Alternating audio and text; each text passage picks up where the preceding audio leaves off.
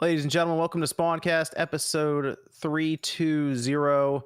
It's a Sony show today. A lot of Sony stuff happening this week. It was basically all about them, and it was quite a roller coaster throughout. So we have a lot of stuff to go over with them. The showcase, the handheld, the late breaking news for Naughty Dog and Bungie and factions. So I had to bring in the PlayStation guy. That's Mystic Ryan. Ryan, how are you doing? Thanks for having me. It's good to have Ryan here. We did it. We attempted to do predictions for the show, and we attempted. Well, it's still up. People can go see where we were thinking to where it ended. I even saw MVG over there. How you doing, MVG?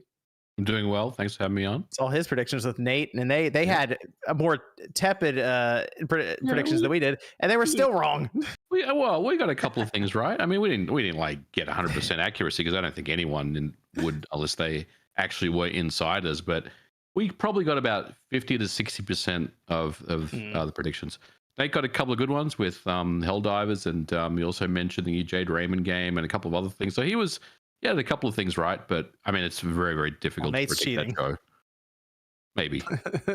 But we'll get to that though. We got Jordan Fringe with us tonight. Glad to be here. I am Jordan Fringe. That is true. Jordan is working on some ridiculous stuff over there that hopefully he can show everyone soon. So I'm hoping. I got to read the reactions in the comment section when you start posting that stuff. So yeah, the length of the video is going to be pushing all that YouTube allows. So things are coming for you, man. Yeah, right. You said too much. Yeah. They already used too much bandwidth over there. Oh, my bad. We got OJ's here with us tonight. Holding up the pre-show. Yeah, pre-show was fun. Yeah, I'm ready to talk about all sorts of cool PlayStation stuff. Yes. I have a general question, just a yes or no. Has anyone on the cast beaten Zelda yet? No. I can do it now. I have not done it. So yeah, I'm kind of at that point too, John. I think it's time. I kind of don't want it to end, so I'm just kind of running around doing other things. I'm in side quest craziness at this point, man. I'm still just doing so many side quests. I think it's time. I think I'm gonna finish this up because I got some other stuff coming up with Diablo and Street Fighter, so it's time to at least see the credits, see what happens at the end. I started looking at some of the tiers though, and there's some good story there too, though. So I might run around, get all those, then go do the ending. So. Oh, dude!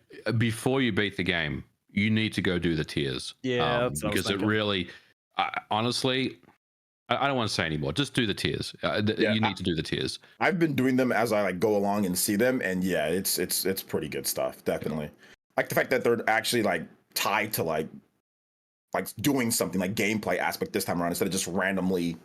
Like in Breath of the Wild, just randomly all over the place. Yeah. So enjoying it though, but yeah, I think there's like 60 some odd hours in, so I think I'm just about ready to wrap up the game.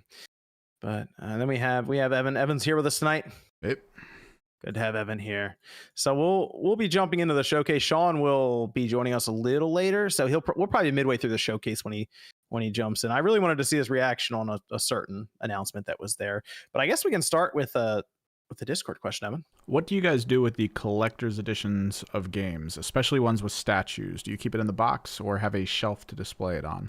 Sounds like a Jordan question. Why would I buy a statue and keep it in the box?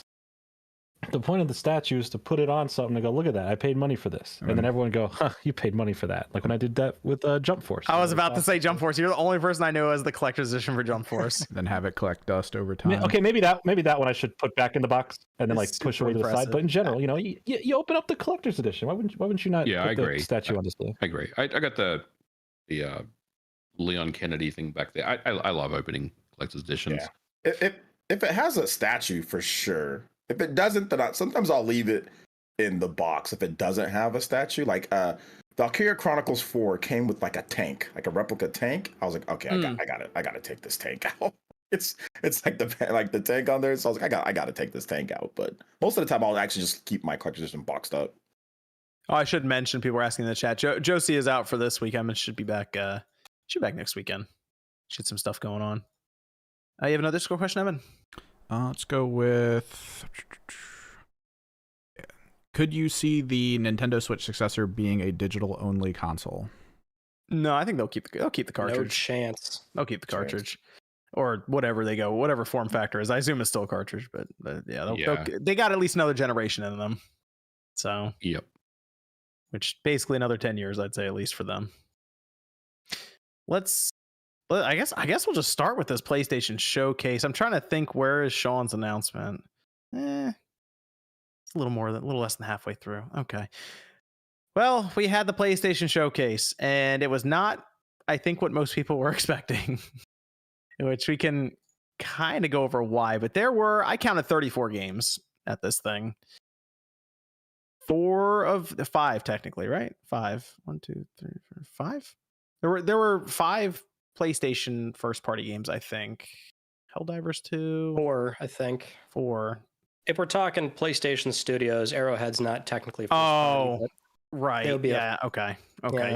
You're right. 4. So 4. 3 of the 4 were CGI trailers, with the last one being Spider-Man that had actually lengthy gameplay. So of the 34 games, having 4 of them be from PlayStation first party was, like I said, kind of a twist, a bit of a unexpected turn of events. But I guess what we can do is we can just go through each one of these, and I might skip the one that I figure Sean wants to weigh in on a bit and save that for when he pops in as we go along.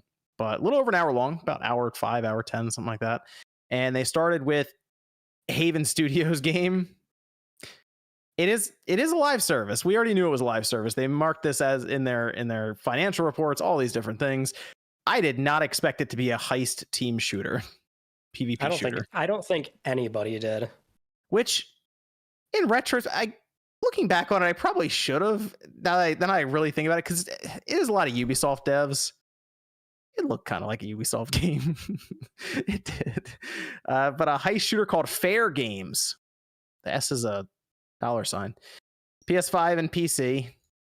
No word on release date. It was a CG trailer that I guess tried to set up the idea. And if you look on the blog post, it is basically described similar to a Payday game with PvP. I like Payday. But this what they showed, this has been tried before with Hood, Outlaws, and Legends, and that game bombed super hard. No one liked the competitive aspect built around heist, and they just moved away from it. So it'll be interesting to see if this company can do something to pull people in. The aesthetic of it kind of reminded me of Hyenas, and that's from Sega, and that's another game that's currently ongoing, with Creative Assembly's actually making that. And then the Finals, I think that's another game that feels kind of similar to this, and that game apparently is really good from what people have said. So I don't know if is it third or first person. Not what I was expecting from Haven, because Sony made a big play to buy them. Yeah, we don't really know much about the game, do we? I mean, we only saw some trailer type of thing, CG thing. Yeah, it's just tonally like the general vibe they were trying to sell to you. It's the only thing you can do with a CG trailer. Yeah, there's no gameplay. So what can we say beyond, I guess, the general theme and vibe and elevator pitch they were trying to sell, which is that it's a PvP heist game. That's all we have. Yeah. I'm trying to figure out what. I guess there's stuff going into the development, because they described like cloud tools for development that they liked with Haven. That's all I could think, because I don't know if I would be like, Fair Games, we got to buy Haven tomorrow. Hey, is there any truth that Sony's helping out with this? There was talk about that, right? Apparently, Mark Cerny got involved. Mm-hmm. Which he's kind of, the company's right-hand man, getting involved in all the, very close first or second party games. So to what extent he's working with them, I don't necessarily know. I would imagine it's a lot if the basis of purchasing them was primarily the cloud-based tools they were building, right, as they were setting up that studio during a pandemic. I would have to imagine it's more of that, not necessarily the game they were building, but they must have seen something that made sense. Tonally, this game would not be something I'm interested in, but you just can't judge it. We just don't know anything about it. Yeah. That's the difficult part. It's really hard to kind of get hype about something like this when we don't know anything about this game. And the fact that it is a live service game already puts me on the defensive that this game may not be a great game at the end of the day. That's troublesome, especially to start the show, right? Like I feel like that kind of set the precedent, or set the pace of the show and everything. And I don't know, like I think it was probably not something that they should have shown quite yet. I feel like they should have waited a little bit before they showed that game. I feel like this is, it's because the expectations for Haven after Sony made the play to buy them. I think I was just expecting something that looks more creative. Maybe it feels like I've seen this game before, even though it's CG and like I said, it looks kind of like a Ubisoft game, but yeah, and the developers are from Ubisoft, so right. And I also understand, like, this is a new studio. They kind of want to get a foothold in the industry. Your first game in a new studio isn't like the game that you've always wanted to make. It's the next game, right? So, but yeah, I mean, and this could have been so much better, than what it was. It was very disappointing to start, I felt like. The next game, though, also I want to point out Haven's game, the Fair Games, PS5 and PC. So the push begins for live service on PC with Sony day one. Following up that, though, Helldivers 2, PS5 and PC, 2023. I actually think it looks good. I think this looked fun. Yeah, I liked it. The first one was isometric top down, though, right? This one is like third person over the shoulder. I mean, it's kind of like Earth Defense Force almost, what it looked like. I can see how. Yeah, I can see how some might just like write the game off immediately because it's kind of an unknown. Because the first Helldivers is very much a smaller scale title that was an isometric viewpoint. But we always knew this thing was going to be like a much bigger game. It was going to be third person over the shoulder, and apparently they wanted to ship this thing last year because there was a small trailer that was a small piece of a trailer that was circulating online, which didn't use that, but I think it looks fun. It's gameplay. At least there it is. Yeah, game. We know what it looks like. The game. I'm on board with it. 2023. So we just need that exact release date.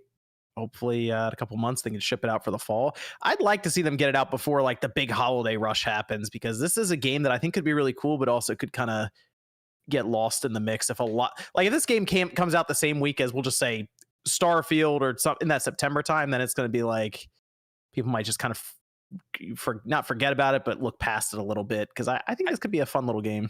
I will say, if it doesn't review exceptionally well, that's going to be a big problem for it. Yeah, because it is going to be paid. PlayStation Plus is required. Right. It's not some free to play. So this thing, I am a little nervous that unless it like is a knockout success that everyone like word of mouth does a lot of service for it, I think it's going to have a tough time getting some traction. Next one was Immortals of Avium. This is July 20th. We've seen this before. This is from EA Originals. So it's EA publishing, I believe, a smaller developer's game, essentially. And it's like the first person game with magic getting shot all over the place. They have the hand signs that kind of remind me of Ghostwire Tokyo. I think it's been described as Call of Duty with magic, and it's a full single player game. It's not even multiplayer, to my understanding.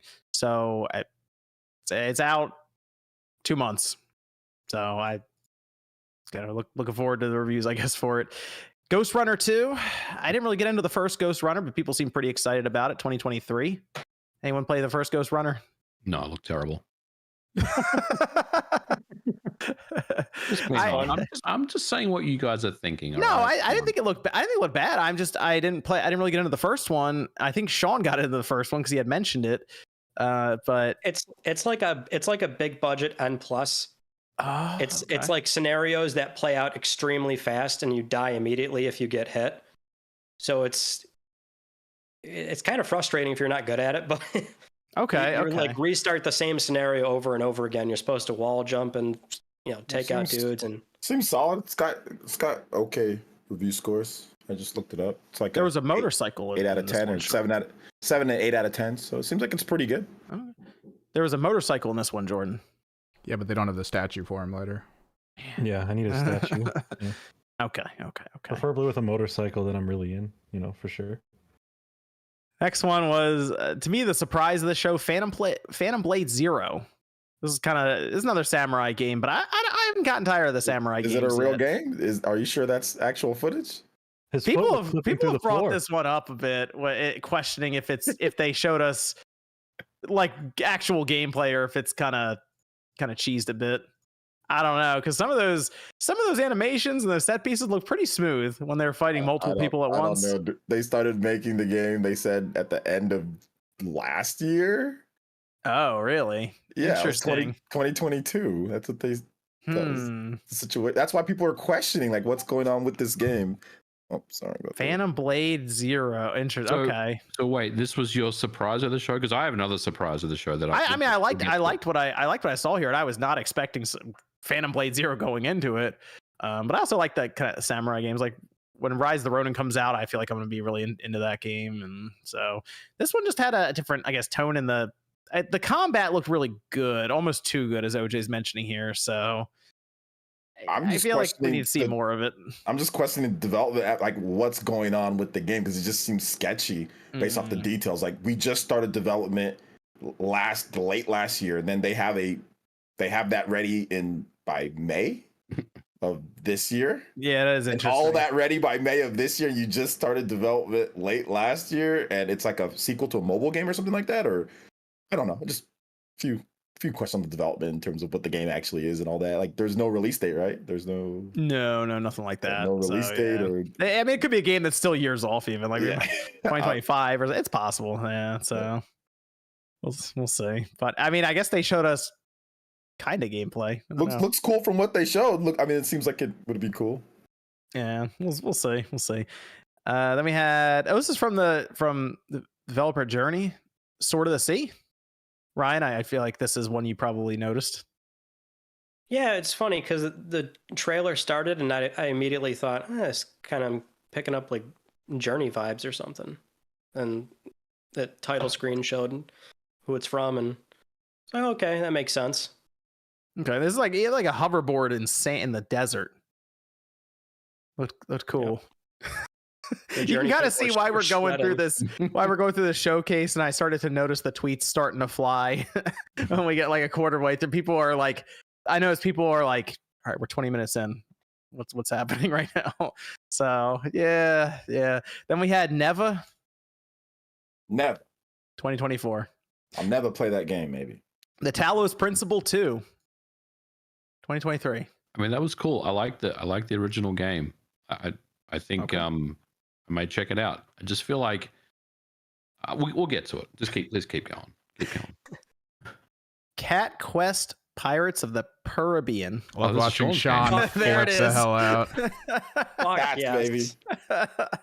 Cat Quest is great. That game is Cat Quest actually was pretty so fun. It's really Cat funny. Quest is great. I played the first one. Did I play the second one? I remember playing the first one. I was like, okay, this is a fun little game. It's not. Did anybody crazy. check on Sean when they announced that? Did anybody check? Yeah, he was losing his live mind on stream. He fucking hated it. He started getting real mad. PS5 and PS4. It's coming out next year, 2024. Yep. So Ryan's all over it. And people say the console doesn't have games next year. What are you talking about? Cat Quest, man. PS4 lives in the 2024. Yes, sir. This one, the next one. I can't wait for this one. Square Enix. Where are they gonna? If I went to this presentation and I was like, guys, Square Enix is gonna be there. All right, they're gonna show off something like Final Fantasy Rebirth's gonna be there.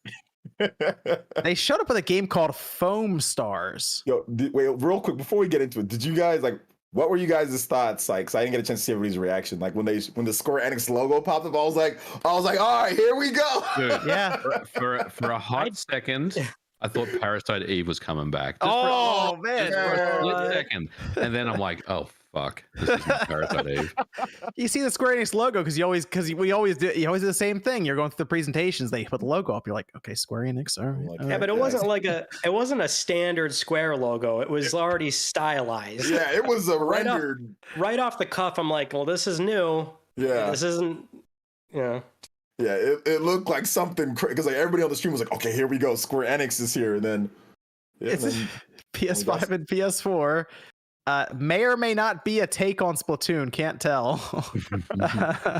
This is This is interesting. Because this started development, I don't know, 2-3 years ago or something. If it's out, I mean, I have to imagine it took them a couple of years to get this done. Okay. If it's launching, I mean, I feel like Babylon's Fall was in development a lot longer than people realized. But okay, I feel like they saw Splatoon 2 and they're like, wow, this is really doing something.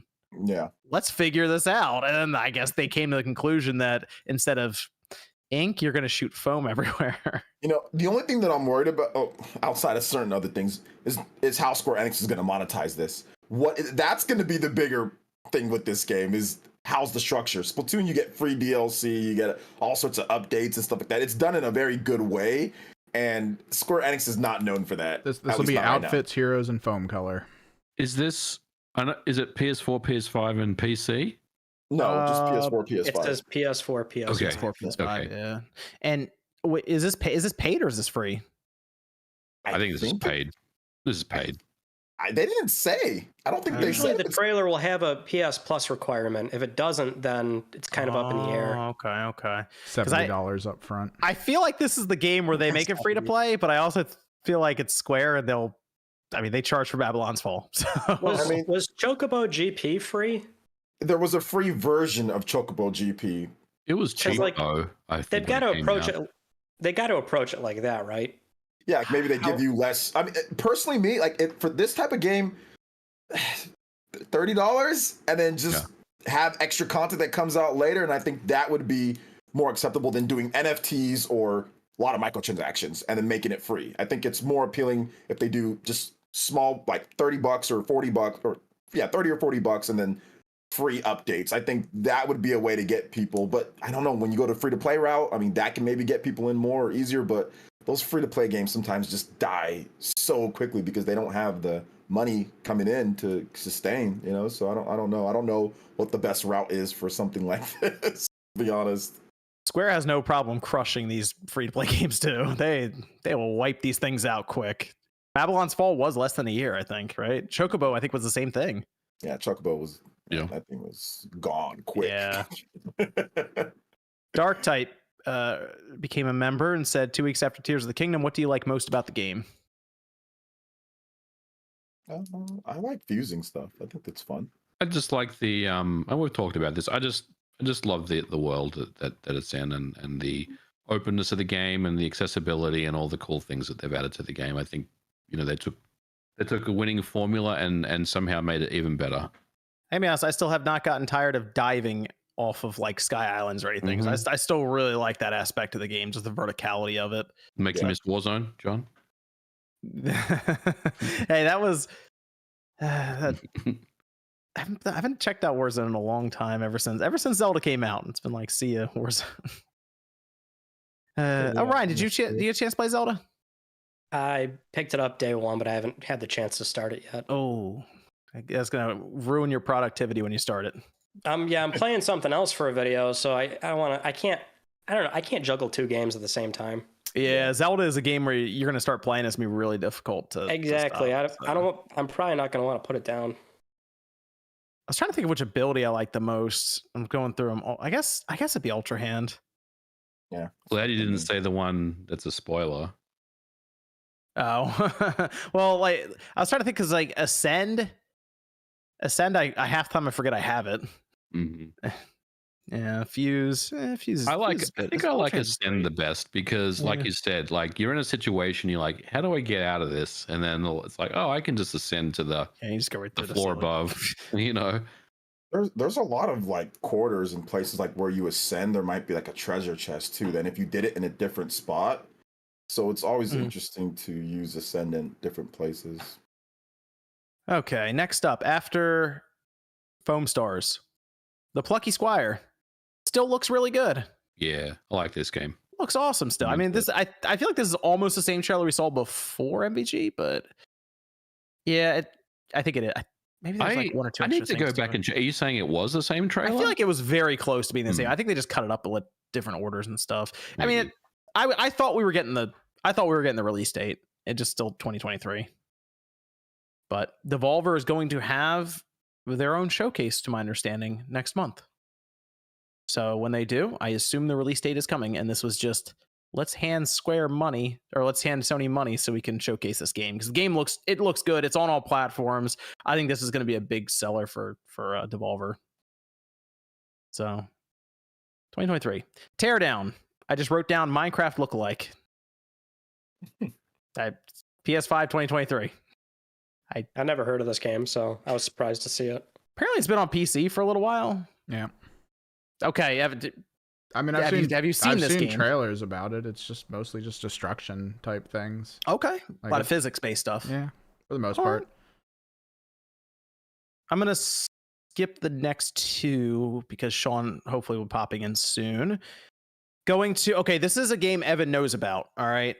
Oh, Towers? You specifically told me about this one when it popped up. Towers of Agba? Yeah, they used to just call it. They used to just call it Towers. I think it's Azgaba or something. But Azgaba. I don't know. It used to be called Towers. 4 years ago, there was a tech demo trailer I saw. It was from some developers that I was following after they, I guess, left a project. And I was just kind of interested at first. And it's kind of went radio silent. And seeing that was kind of like, oh, excellent. It's actually coming out. 2024. It is coming, apparently. Yeah. 2024. Sandbox adventure survival with co-op. And that's it. Okay. Final Fantasy 16 was shown again, June 22nd, just in case anyone forgot about the release date. I feel like we've seen it all that. This is like it is. We've seen enough. People have brought up Deathloop. It kind of is feeling like they're just beating us over the head with Final Fantasy 16 at this point. So what got more coverage?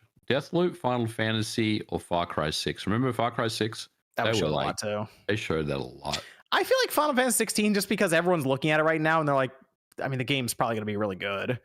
And it's not even going to have a day one patch, apparently. It's just all going to be on the disc.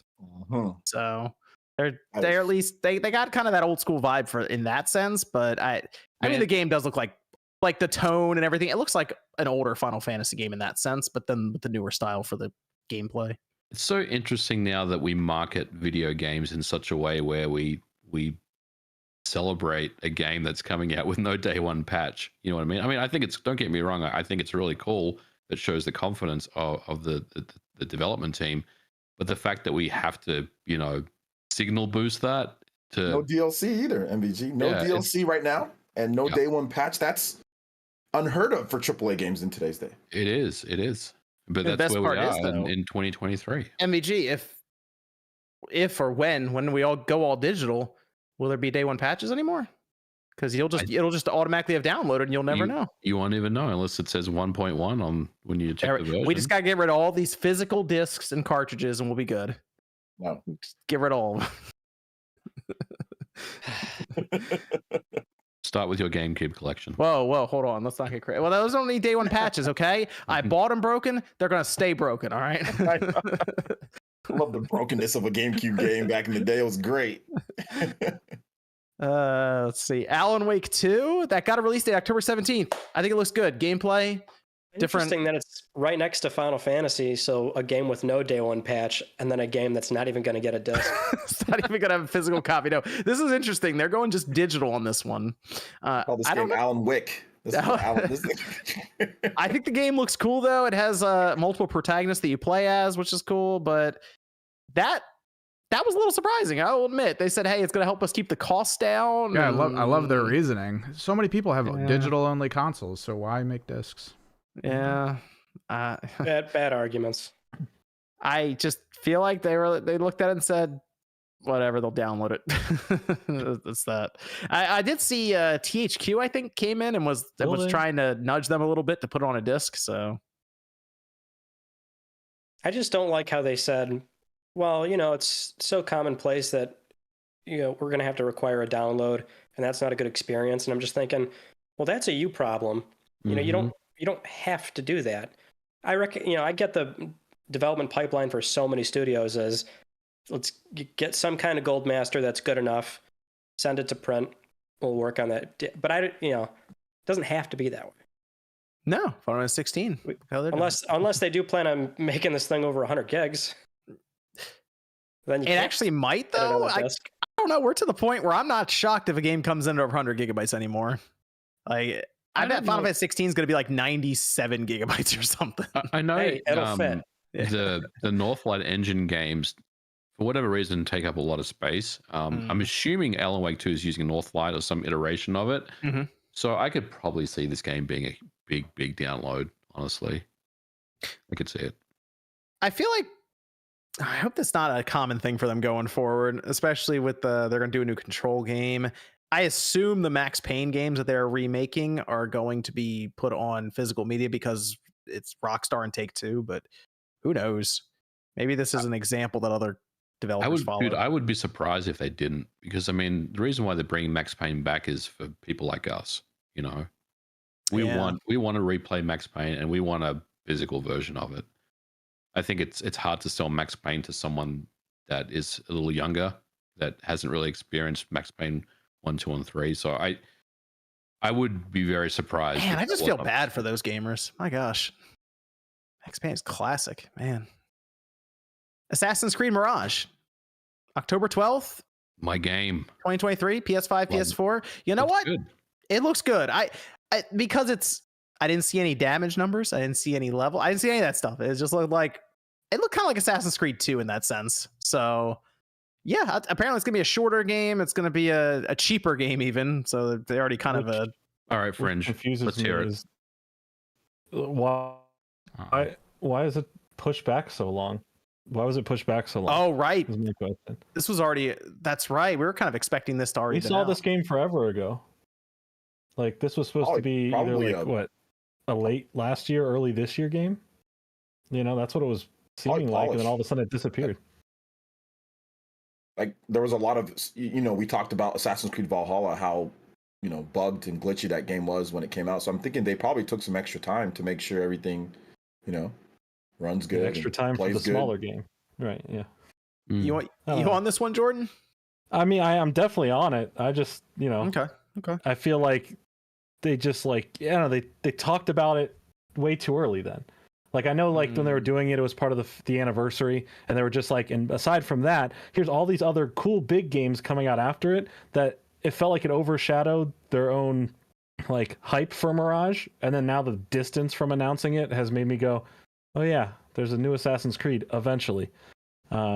So I am excited for it. I'm excited for a smaller, not 130 hours of mostly nothing experience, which would be nice. Call it 15 to 20 out of this one, just outright.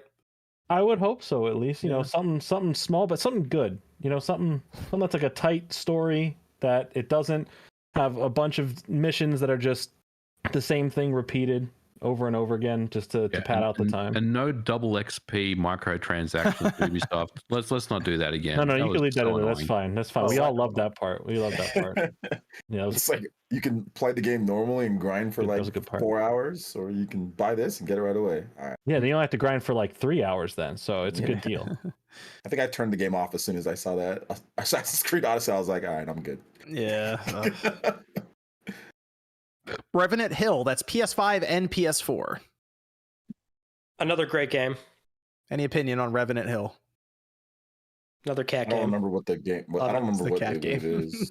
Oh, it's a cat. That's been Ryan's thing. I was kind of like, it was like a jaw drop moment because the art style is immediately like Night in the Woods. So I thought it was a sequel, but then the cat's just running around not saying anything. So I'm like, what the hell is going on? What happened to this character? But it's just like a different game with the same art direction. I think Sean was mad at that one too. What? he doesn't like cats. He doesn't like cat games. Doesn't like cats. Nothing. What the Couldn't get him to play Stray. I tried. Oh my god! Just start messaging him about cozy games. Just everyone in chat. Yeah. Anytime a cozy game comes up, show it to him. It'll be great. Gotta get him to play Stray. That should be, if he ever loses another bet, he's got to play through Stray, which isn't even a long game. Make him play through it. It's an amazing game. Gran Blue Fantasy Relink 2023 Winter. You said this would be here, John. I did say this would be here. That's right. PS5 and PS4. We've been guessing it every year for the past 4 or 5 years. Oh, have you? Yeah. Well, that doesn't count then. Yes, I've been guessing it Dude, this game's been in development for a long time. Yeah, I think it looks good. Well, it looks the game itself, the gameplay looks awesome. Visuals, I think, looks great. So I'm ready. This is the one that got moved from Platinum to Psy, right? Yeah. Platinum was making it, and then they turned it in house. But the game always looked. They showed off some gameplay of this game. I think like in 2020 or 2019, and it was looking awesome even then. It was like, oh well, unless it was doctored footage or something. But even like years ago, it was looking great, you know. So it looks just as good, if not better now. So I'm just ready for it to come out. Still need that release date, just winter. So I mean, this could be a game that gets pushed out in December. Like, let's get this thing out the door already. Come on. So, you got to cross your T's and dot your I's with this game, because I'm guessing there's a lot of under the hood stuff that was issues. Street Fighter 6, just in case anyone forgot, it's out June 2nd. June 2nd. This was, I think that right there, because again, we're quite a ways through this. I think when Street Fighter showed up, I could hear the internet groan collectively when that happens. So. I haven't checked the Evo brackets. Are they doing Street Fighter 6 at Evo this year? Yeah. I'm assuming they are. Yeah. Yeah. I think there's a decent prize up for it. It's going to be interesting because I know that, there's not that much time to prepare. And I know that there were some stories about people patching the beta version so they could have more time so they could practice, and Capcom started banning people and stuff. So that's going to be interesting. I think Evo is going to be fun this year because it's going to be pretty wild. That's what I'm looking forward to. Not necessarily playing a lot myself, but Street Fighter it's just classic, man. You don't even have to be a super fan. Like, just watch Evo, guys. Like, if you that is a way to get into it, and it's so much fun. I know MVG, you like watching that stuff too as well, and it's just great. So Street Fighter 6 looks like it's so much better than Street Fighter 5, even from the beginning. That story mode is goofy as hell, though. It's like you're hanging out with Ryu, chilling, and then you're going hanging out with Dhalsim and your kid. Like, that's just weirdest ass story. I think I'm gonna I'll play the single player for fun. I might mess around a little bit with the multiplayer, but I think it's mostly gonna be me going through a single player, like that Yakuza like setup. It seems like it's gonna be like goofy fun, but it looks like it's gonna be leagues behind Mortal Kombat single player. Probably. Yeah. It was so goofy. We had Ultros, 2D side scroller, interesting art style, 2024. All right, good stuff. They had very psychedelic looking. Tower of Fantasy. This is from Perfect World Entertainment. Is this the one with the glider? I think so. There was a game with the glider, and as soon as the glider happened, everyone was just like Breath of the Wild. You can't have a glider in your game anymore. It looked like Tears of the Kingdom. Didn't it? They're like, they fused, like, because like it has like some of the enemies that look like Xenoblade X. So people were like in the comments, they fused Xeno and Breath of the Wild. It's Perfect World Entertainment. It doesn't shock me necessarily that the game is pulling a lot of inspiration, we'll call it. Dragon's Dogma 2. I was very happy to see this here because they showed some gameplay of it and all this in-game footage, and it's what I expected Dragon's Dogma 2 to look like. It's not gonna look like the craziest over-the-top visuals or anything, but I think people who are big fans of just Dragon's Dogma Dark Arisen really like what they saw there, and I'm looking forward to it. We just don't really know when it's coming out, so I think we're still away. Remember, they unveiled it by showing us a t-shirt, so I think we're still a couple years off. So, but I think right now, from what they were able to show, it's looking like what the fans wanted. So, Five Nights at Freddy's Help Wanted 2. I think it's late 2023. What is that? Not really into Five Nights at Freddy's. So I don't know what to take away from that.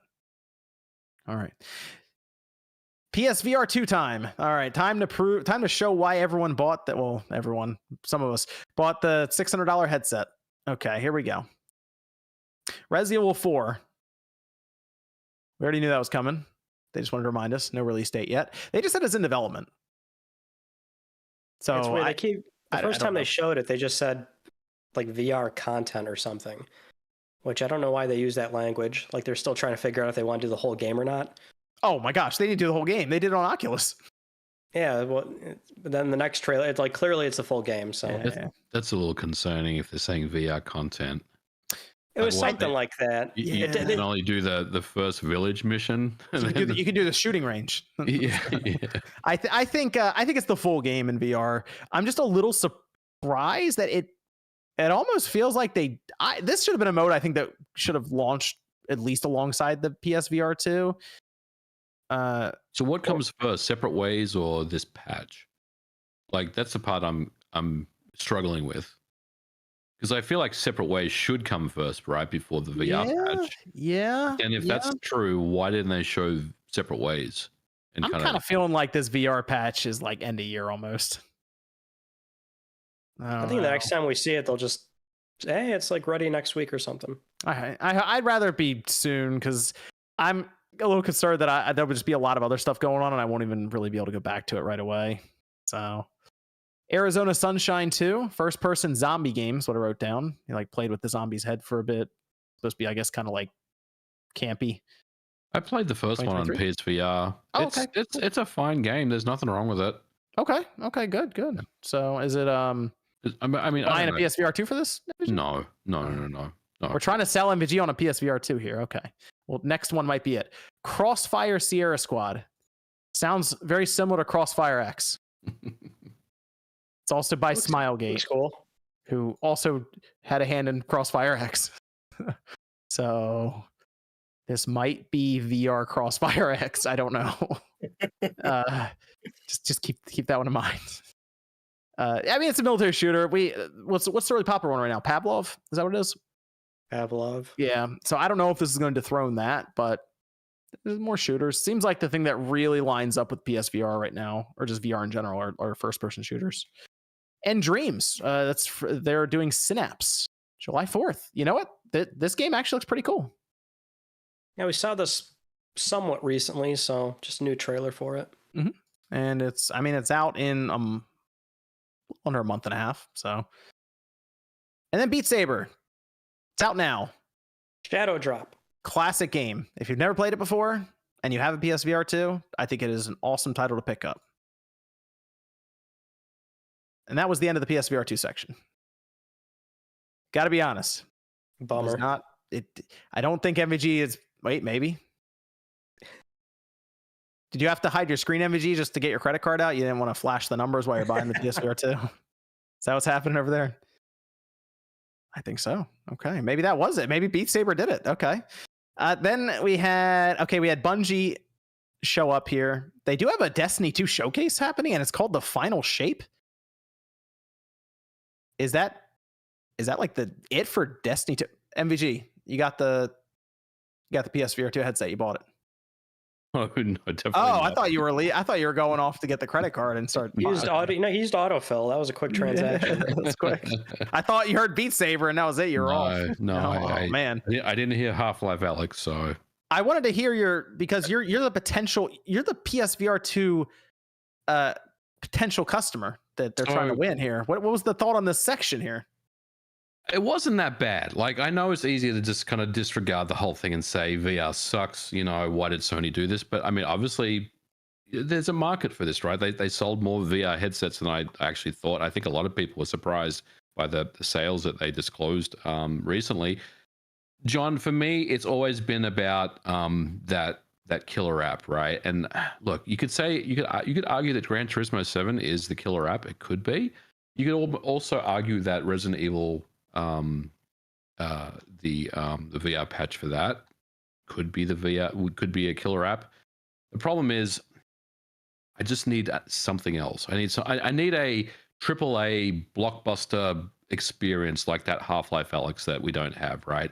And Nate and I actually predicted last week when we did our predictions episode that we felt like if Half-Life Alyx wasn't unveiled here, then number one, either it doesn't exist, it never existed, or number two, we're never going to see it, whatever that is. So I don't know. I just need more. That's all. I just need something more for me to jump on board and say, okay. Do you think that needs to be a game, or does it just need to be a PC driver? Well, that's a good question because, you know, they're obviously Sony is investing heavily on PC right now. And I am curious to see if they will actually have a driver for PC for their, you know, PC versions or their PC ports. If that's the case, Evan, I may actually take a look at it, because if they open it up to PC, then potentially. Does it need to be a Sony driver, or does it need to be fans that figure it the hell out? Doesn't matter. Okay. It could be anything. It could be anyone. I feel like if anyone figures that, Evan might even look at the headset a little bit. It's pretty good price for its quality. It's great. The tech is fantastic. Yeah. So, you know, I can see where Evan's coming from. I'd probably do that. MEG, what if the PSVR 2 logo comes up during the GTA 6 reveal? Whoa. Could you imagine the vomit-inducing friggin' skating, Hey, driving? San Andreas is getting VR support. I will say this. That sounds terrible. I mean, So, just to be honest, I would probably get the headset. Like I watch those corny LA Noire VR videos. Oh where yeah. people just do dumb shit. It looks hilarious to me. So I'd probably get it for GTA 6. Honestly, that'd be pretty cool. Oh, I mean, we that got a might do it. Sean. Let's see. Sean is good. Sean is here. Great. Yeah, I'm working on stuff still, but Okay. Well, I saved the big announcements, the ones I thought you'd be most interested in for last. So you're good. all right, thanks. Thank you. We also we had Bungie unveil Marathon. Marathon is coming back. I don't think anyone, or I don't say anyone, I don't think most people, 90% of the people who watch this show know what Marathon is. Is it coming back, or is it just a new game with the Marathon title? That's a good point. I think they're rebooting it into, apparently it's an extraction shooter. Yeah. So it's not like what it was back in the day necessarily. I mean, back then we were talking about like Doom, Dark Forces, coming up to Quake. Heretic, Quake Hexen, territory was stuff coming like up, that. right? Yeah. Hexen and all that. So it's not going to feel like Marathon necessarily, but I do like that they're at least pulling from it and probably can build out the lore a bit more with it as well. But extraction shooter. I think Evan's right. It's probably just going to be Marathon by name. I don't think there's going to be any real ties to the original games. But it's cool. You know, I love the fact that Bungie is going back in their archives and digging out these old franchises again. I'm into it. And I want to see more of the game. Seems like they're mostly going to be sticking with their multiplayer roots, and they might as well. They're pretty good at multiplayer. Even though I know people beat them down over Destiny 2 a lot, they hold a pretty good player base. I think generally they have like 1 million people playing each day. That's pretty good. So Pretty good. makes sense why they're kind of calling the shots at Sony as well. We'll get to that. Firewalk. Okay. During the predictions, Ryan, I said, hey, I got to see Haven or I got to see Firewalk.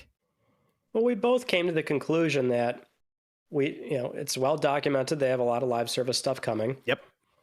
It's not like all of them are going to get shown here, but at least 1 or 2 of them should probably show up between 4 or 5 different studios. We got Haven and we got Firewalk. What surprises me is that Firewalk's game got a release window year of 2024, and it's the one we got zilch of. They had a sandwich in the trailer. Actually, yeah, a burger shaking, a CG burger. Starfield had a sandwich too. Did it have a burger? A sandwich, like it was on the table. That was kind of a burger there. You're right. I mean, a burger's kind of a sandwich. A burger's a sandwich, right? 2 pieces of bread. There's some like protein in there. There's like lettuce, tomato.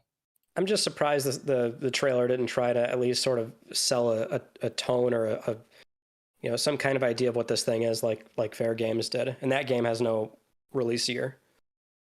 Yeah, I'm not really sure what the game is. I mean, it's a first-person shooter. I believe they've at least documented that, but I don't really know what. Yeah. I don't know what it is. A sci-fi PvP shooter for first-person. It's called. They gave us title Concord 2024 PS5 and PC. I don't really know what to say about Concord. There's nothing to be said about it because we can't even. Oh, I don't know. We can't even humor a conversation about like the what kind of like direction they were trying to sell. There's just nothing there. Evan, are you interested in these Sony games so far that will be releasing on PC day and date? Sony specific? They're trying to pull you in, basically, the PC gamer. No. Okay. Like they didn't. Right. Not enough gameplay so far. From the Marathon probably would have been interesting if I saw something. But we'll keep an eye on Marathon. So. We'll keep an eye on Marathon.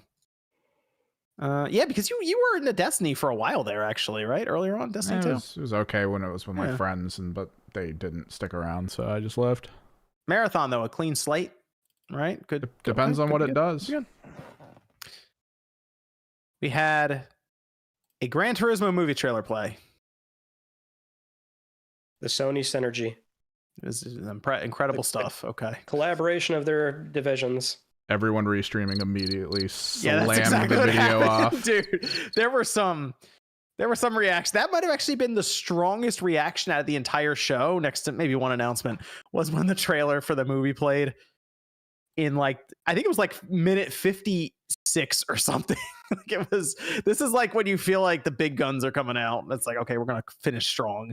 Gran Turismo movie trailer. Movie and VR at the end. That's that pacing, man. They got to work on the pacing a little bit. Jim Ryan appeared on screen after the Gran Turismo movie trailer. He unveiled some hardware, which we'll get to. And then we went to Spider-Man 2. Spider-Man 2, they officially showed off Kraven after we heard him in the first trailer. We saw Peter rolling around with the black suit. Did I skip something? The accessories? Well, we have the earbuds. The handheld I have is a separate section because there's more information on that too that we got. So that was after Gran Turismo, then Spider-Man 2. Yes, earbuds. Do you have any opinion on the earbuds? Earbuds. Okay. Lossless audio. I don't know. I mean, I guess also you don't have the big headset going around your. I think it's an option. I mean, yeah. Does it take a 3D render of your ear and say Sony? They still haven't set up some sort of you can't send your ear to Sony. Well, yeah. At this point, you can't wait. Future. So far, Spider-Man 2. I heard.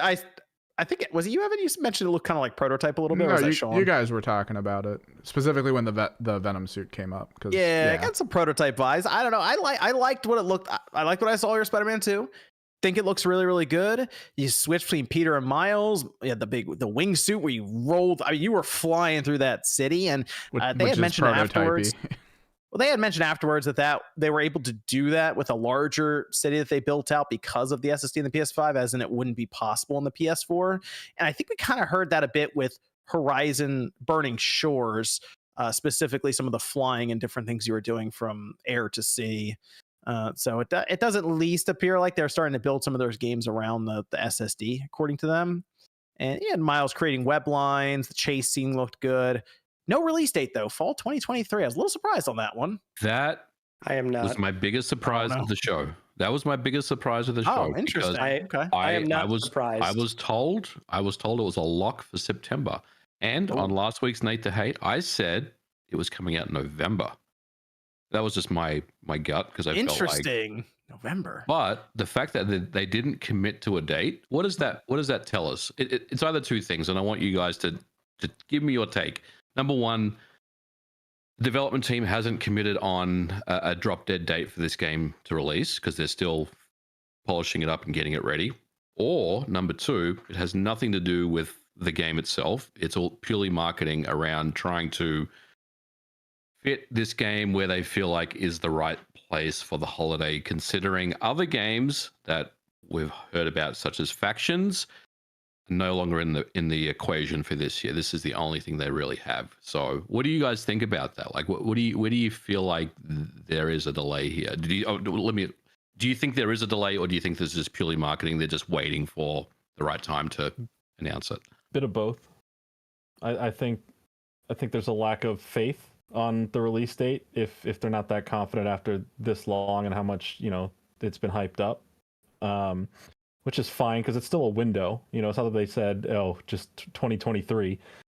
But I do think it's mostly marketing. We don't know a lot of the end of the year stuff. We only know a couple of things that may or may not drop around that time. So I think it's smart to maybe not give out a date if you're not confident, because the last thing you'd want to do is put all this time and energy into what could be one of the biggest games of the year, and only for it to be released next to another one of the biggest games of the year. So we'll see. We'll see what the real decision is. It looks like the game looks good. It didn't look bad. Yeah, it looks great. So fantastic. Yeah, I think it's closer to being done than isn't. Ryan, what do you got? What do you think about this? Well, yeah, marketing. Assuming it's following the same formula that a lot of their other titles have so far, I was not surprised at all about not seeing a date, because I thought, all right, well, they'll just do that later. They'll do either a separate state of play when it's a little bit closer, or we'll just kind of wake up and there's the press release, PlayStation blog post, because they kind of do this in a way where it's all in one go. The pre-order info, the special editions that this game's obviously going to have, I would agree with you, except for one thing. We don't have any clue what Sony's doing next year, man. Like first party wise. Concord. We just talked about it. They had a sandwich. The CG Hold trailer. on, MVG, are you just gonna discount Cat Quest Pirates of Caribbean right here, right now on stream? You guys know what I'm talking about. Like, where was Twisted Metal? Where is Tsushima 2? It's coming out as a show. Where are the big games? Well, before we get to that, though, because I think there's something more to be said about that, obviously. But just for the here and now about Spider-Man, I genuinely think it's just going to be a standard PS blog post with the pre-order stuff, the separate editions, and accessibility features too, which they like. You know, that's a big thing for them nowadays. They were holding back games, MBG, remember? They did that with Ratchet, I believe, as well. Because like Ratchet didn't get a date, and I think it was a couple of months out, and all of a sudden, just on Twitter, they dropped the date. Am I right in saying that? I feel like that's what they did. I'm pretty. I mean, there may be some discrepancies, but since this generation started, there's a very defined path of how their marketing team wants to do these things. Like we just did the song and Dance with Ragnarok, where there was so much talk about what's going on. Why don't we have a date? We got the date. You know, we got all that stuff from the PlayStation blog. We didn't even get a state of play for that game, which I thought was a little weird, but I think that's just what we're looking at. I think they'll hit it. Although November is an interesting thing to bring up. I could see that happening. I'm getting some October vibes from this game. I mean, if there is a delay, because it's technically doesn't have a date, whatever it is, it's not going to be anything significant, I would imagine. Now they promised their investors. Game. Yeah, they promised their investors fiscal year. I think it's just like this year. It's coming out this year, one way or the other. Which was interesting because I'm looking at this game, and visually, I think it looks great. You know, the game from what they showed gameplay wise looks fun. I think the story's gonna be interesting because you have Peter obviously overtaken by the symbiote and all of this, and he's very aggressive. But I'm seeing people online not really blown away by the visuals or anything anymore. I am wondering, are we to that point where the diminishing returns is just caught up and this is it? That's part of it, but also I think Miles Morales came out, right? Mm-hmm. And that looks so good, and that was on PS5, so it's like, oh well, okay. It's kind of like that, but just like even, I guess, bigger. But I think Miles Morales, like that game looks, you pop that game in and play right now on PS5, it looks incredible, right? Yeah. The only thing I don't like, I think that Spider-Man looks cool. I'm not the biggest Spider-Man fan when it comes to the games, but they spoiled a whole segment. I'm not a fan of that. Like a whole guided segment, like with story and everything. They spoiled that whole thing. They showed the whole gameplay segment of that. I'm not a fan of that. I mean, I know you need to show your game, whatever, but a whole scripted segment with QuickTime events and story stuff, you just spoil the whole thing. So when we get there, it's like, oh, well, I know I'm kicking people on jet skis and all that. I think they showed a little. I like showing gameplay, but it would have been nice if the developers actually talked about the new features instead of it just being just a game. Like if they would have said, hey, and now in this game you can do this, and now in this game you can do this, and then at the end they have like a little cutscene where they kind of just mash up all the stuff that they showed instead of just showing it outright, because that seems like a pretty cool part. Well, I mean, I know they showed Spider-Man 1 for like 7 years in a row leading up to it coming out, but didn't they show the whole like helicopter crash and catching it between the buildings? Yeah, like which I didn't. Yeah, I'm just not a fan of said that too. Yeah, I'm not a fan of that style where you're just showing off scripted segments. You know, that's like pretty. You know, I think it's to show you the switching between the characters, and then the you know, because it started out with the suit, and then it was kind of like the switching between characters, and then sort of I mean, it's a Sony first party game. They have that sort of over the top Hollywood-esque. You know, it's kind of like no, that's fine. Switching between the characters, that wasn't the issue that I had. I just didn't like the fact that they showed the whole segment of that. You just want a standard like 2.5 minute trailer with multiple cuts, or right? Yeah, even just the gameplay, and then that last part, instead of showing us all of it, just cut up the part, like, you know, like they show the part like where they go into the water, right? Like that's like the part like you can just like a movie trailer almost, you know. Like I don't think they had to show the whole segment of QuickTime events and actually what we're gonna like. So like when we play, it's gonna be like, okay, I know exactly what's gonna play out for this whole thing. Like I that's the only issue that I had. I think the game looks really cool. Are you gonna remember it though by the time the game comes out? Yes. It could be like the 2018 God of War, where you're expecting a troll battle, and then you kept walking past that bridge. Nothing happened. True. So I just want to say one thing. Thomas Isaacs in the chat said, Spawn Wave, Marvel Spider-Man is not getting delayed again. It's not going to happen. That is a fact. You need to listen to me. Please let me talk. So I don't know if we could, Evan, if you can get Thomas Isaacs on here. I'd really like to get his input on things. I'm good. Oh, he commented again too. No, the fact of the matter is, as far as the graphics are concerned, the only reason people are, it's just what fucking idiots say about sequels nowadays. Like, they seem to forget that there's something that's called a sequel and there's something called a reboot. Unless there's a massive generational leap, a sequel is going to look pretty similar to the other game. They did this with Splatoon. They do this with every freaking sequel nowadays. It's like, oh, have they changed enough? It's like, bro, you kind of have to wait until the game comes out to sort of see, or the reviews come out. But they've expanded upon Manhattan. They've added in boroughs and stuff like that. They added in the ability to switch between two different characters. The Black Spider-Man suit is freaking awesome. It's like the prototype shit, like we were talking about on the live stream. I think the game looks phenomenal, and that Spider-Man is my favorite first-party Sony IP. So I'm super looking forward to it. It gave me what I wanted to see. It showed me what was different. They told me some stuff. I still want to see more. So, that was one of the highlights of the presentation for me. Don't you hate living a year of your life and it's just the same 4 seasons? And sorry, unless you're in California, OJ. The same 4 seasons, over and over again every single year. You want boring. seasons in the game? I want new seasons to be invented. Why do I have to keep living the same season? Why does New York have? Nope. Oh, they got him. The season's got him. California got you, buddy.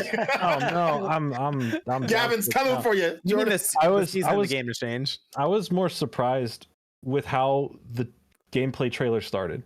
I was very, because I know, based on everything we know now, and with the first initial teaser that we got, back then, obviously it's very Venom focused, right? The symbiote, it's Venom, it's all that in this game, and I was very shocked that just right off the bat, it's like, no, yeah, he has the suit. This is, it feels like it's going to be something that happens early on. It's going to be part of the marketing campaign. It's going to be a huge part of everything that they're doing with this. It's like, I feel like they were trying to show me, like, hey, look, cool, Kraven's here. Like, this is going to be interesting, right? We're getting Kraven. Here's the big intro.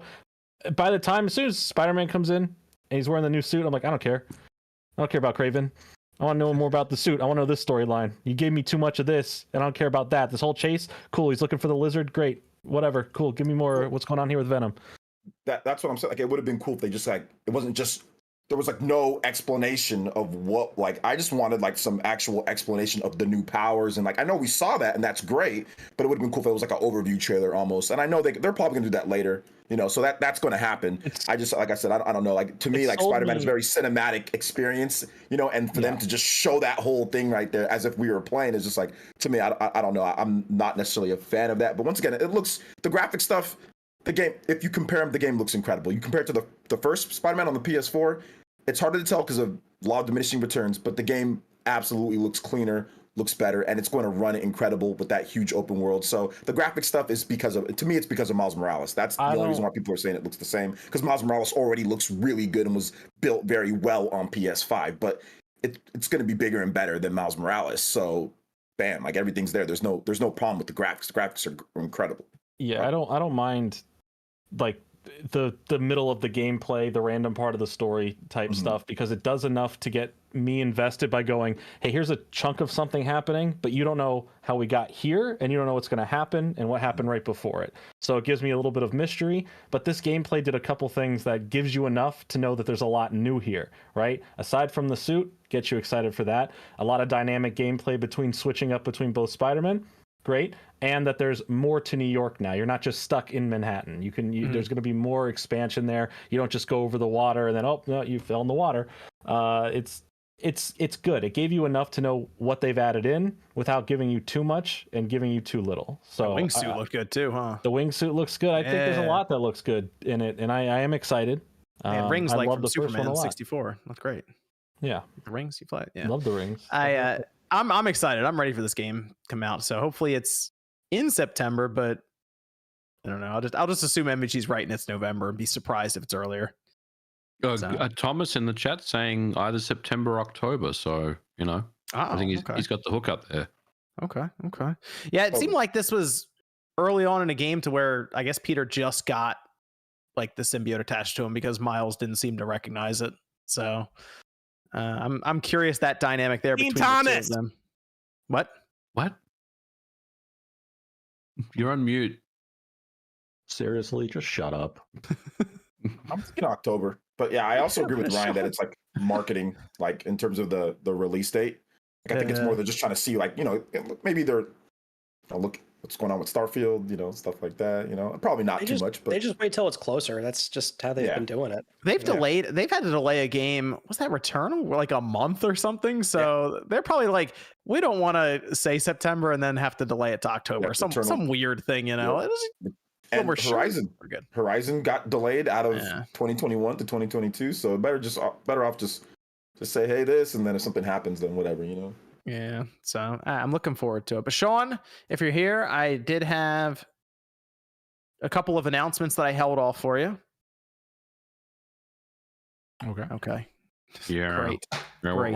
What do you got for me? Well, we waited. Let's talk about Metal Gear Solid. This is probably one of the hype announcements of the whole show. All right, I'm back. Sorry. Oh, great. Sean, Cat Quest Pirates of the Caribbean. Fuck off! Metal Gear Solid Delta Snake Eater. It is going to PS5, Xbox, and PC, but of course, it just had the PS5 logo here. And there's also a Master Collection, Volume 1 for Metal Gear Solid, which, by the way, it's actually... Sorry. Metal Gear 1, 2, and then Metal Gear Solid 1, 2, and 3. With VR missions. With VR missions. So I there's... just thought it's called Delta. I want to call it Triangle. That's actually a pretty good collection, though. That's later on this year. But obviously, everyone's talking about Metal Gear Solid Delta.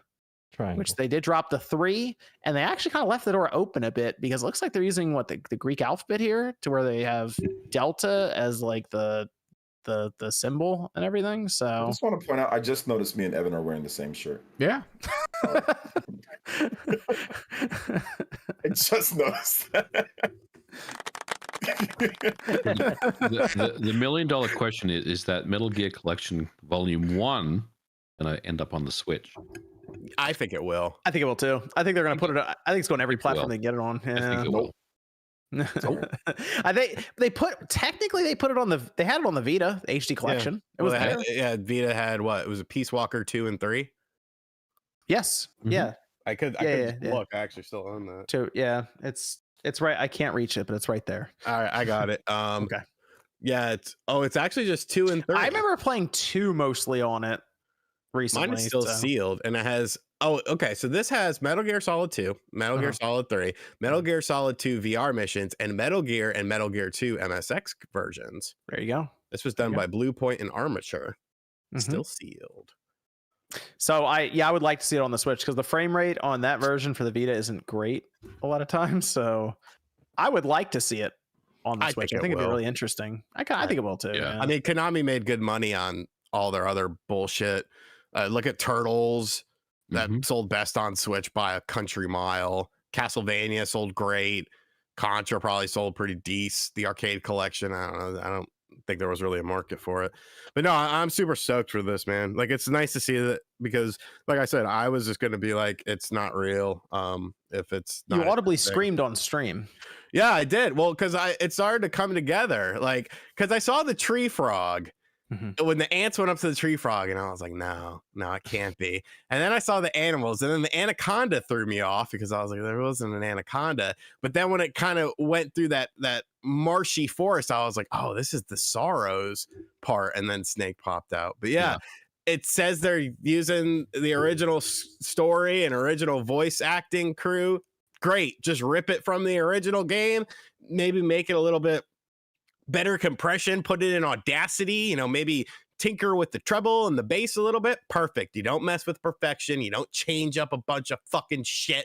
You keep it the way it is. And I really wish that Jeff Keighley would shut the fuck up on Twitter about this. Have you seen him? He's been like a little gnat. Whenever Konami posts something, whose game is this? Who made this game? Are you a child? Are you a child? Oh, because you're best friends with Kojima. Nobody knows the fucking story there. Okay. Sean, are you gonna talk to him this time when you talk to him upcoming? Sure. Okay, I was just making sure.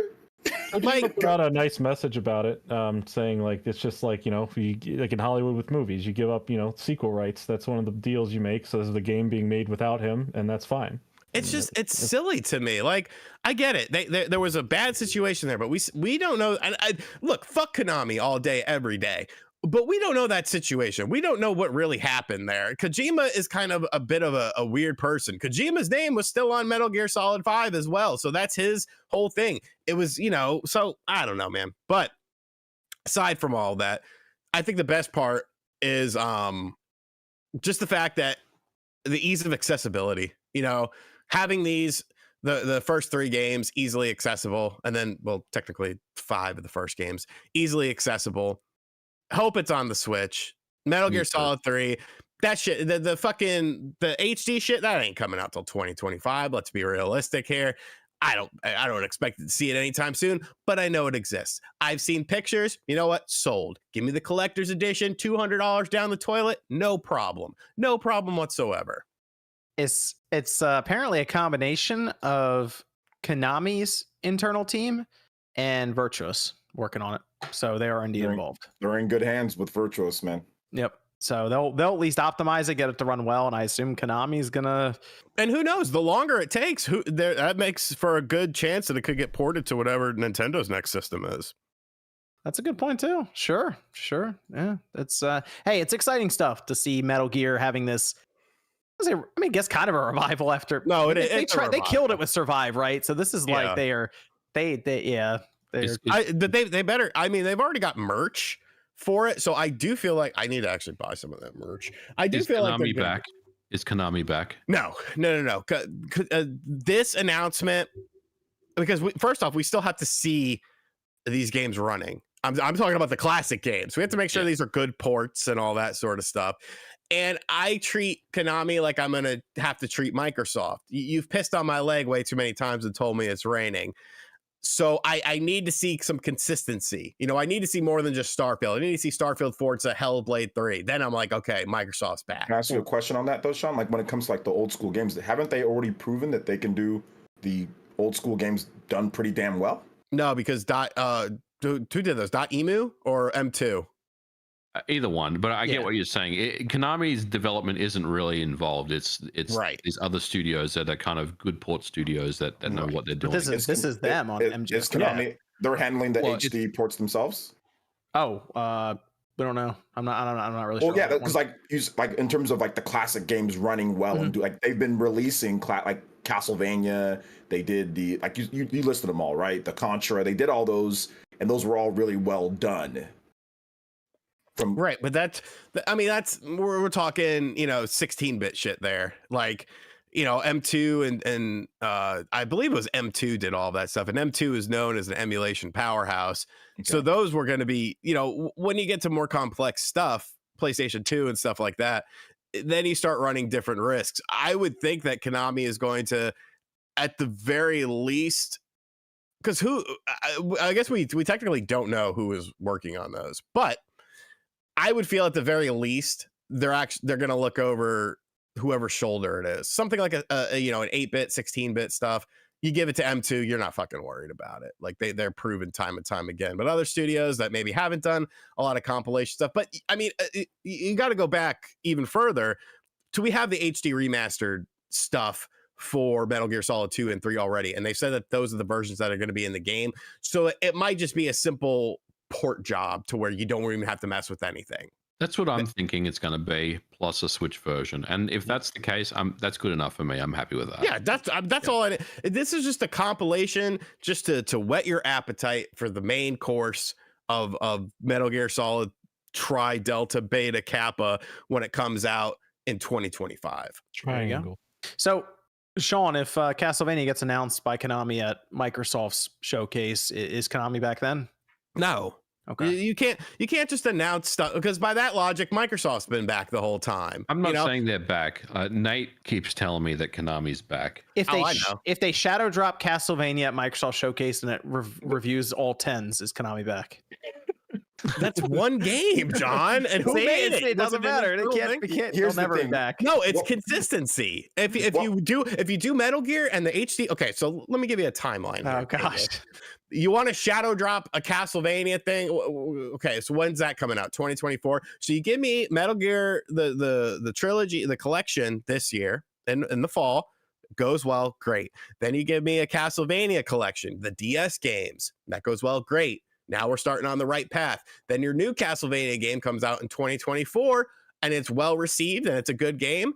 And then you put the cherry on top, because these are we're talking about, we're getting excited about old games. And like, you know, at the end of the day, they're old games. These are, 2 decades old plus. So you got to see a little bit of consistency. We've been doing that a lot this year. What? A lot of Seeing old remakes, games? remasters. Yeah. I mean, that's a problem with the industry, though. That's Oh gosh. that is a much bigger issue as far as, how things are and why things are the way they are. I talked about it in like the second half of my video today, so go watch it. How about? So I mean, that's a showcase minus the hardware, which we'll talk about in the next segment. What do you think about the showcase? It was. I'll go first because I need to go film some B-roll real quick. It was.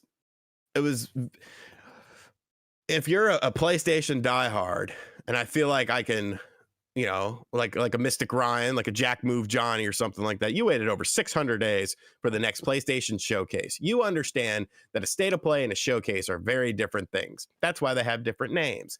I feel like your expectations for a showcase were going to be pretty high.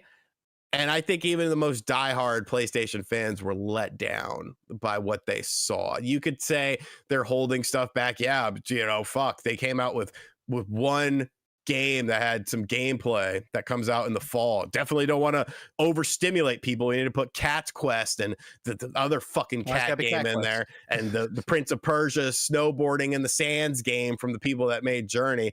Like, I liked it because I was okay with it because I got my Metal Gears and I got my Spider-Man 2s. But if you're not a huge fan of Spider-Man and you don't care about Metal Gear, what was there for you? A bunch of title cards, CGI trailers, and 2024's Jade Raymond, the biggest con artist in gaming. Over a decade, nothing produced, but she's still cashing checks. Go, girl. You go, girl. Jesus Christ. Con artist? You called her a con artist. Bro, what is she? She hasn't done jack shit, and she's getting these fucking paychecks. Yeah, and then Phil Harrison can't launch a system at all, and he keeps getting jobs. And the fucking game she shows off is like some millennial payday edition. Let's just click every cliche box we can. All right, there we go. We're a bunch of kids. We hate rich people. Let's go rob them. Like, that's basically the last Saints Row game. Exactly. What's the meme of like the handshaking, like not working yet still getting paid? Jade Raymond and Phil Harrison shaking hands, shaking hands, and just doing like the bro fists and stuff, like not doing shit yet. Still getting paid. Shit. Yeah, it was a I would classify it as a letdown based on what predictions we were throwing around before, and kind of like it's probably gonna happen. And we got definitely the fact that it was hard to tell what was going on for games that are new IPs from these studios with Sony, that it's all CG. I'm not really sure what I'm looking at, kind of thing. But I will say, if this was Summer Game Fest, I think I would have been fine with it.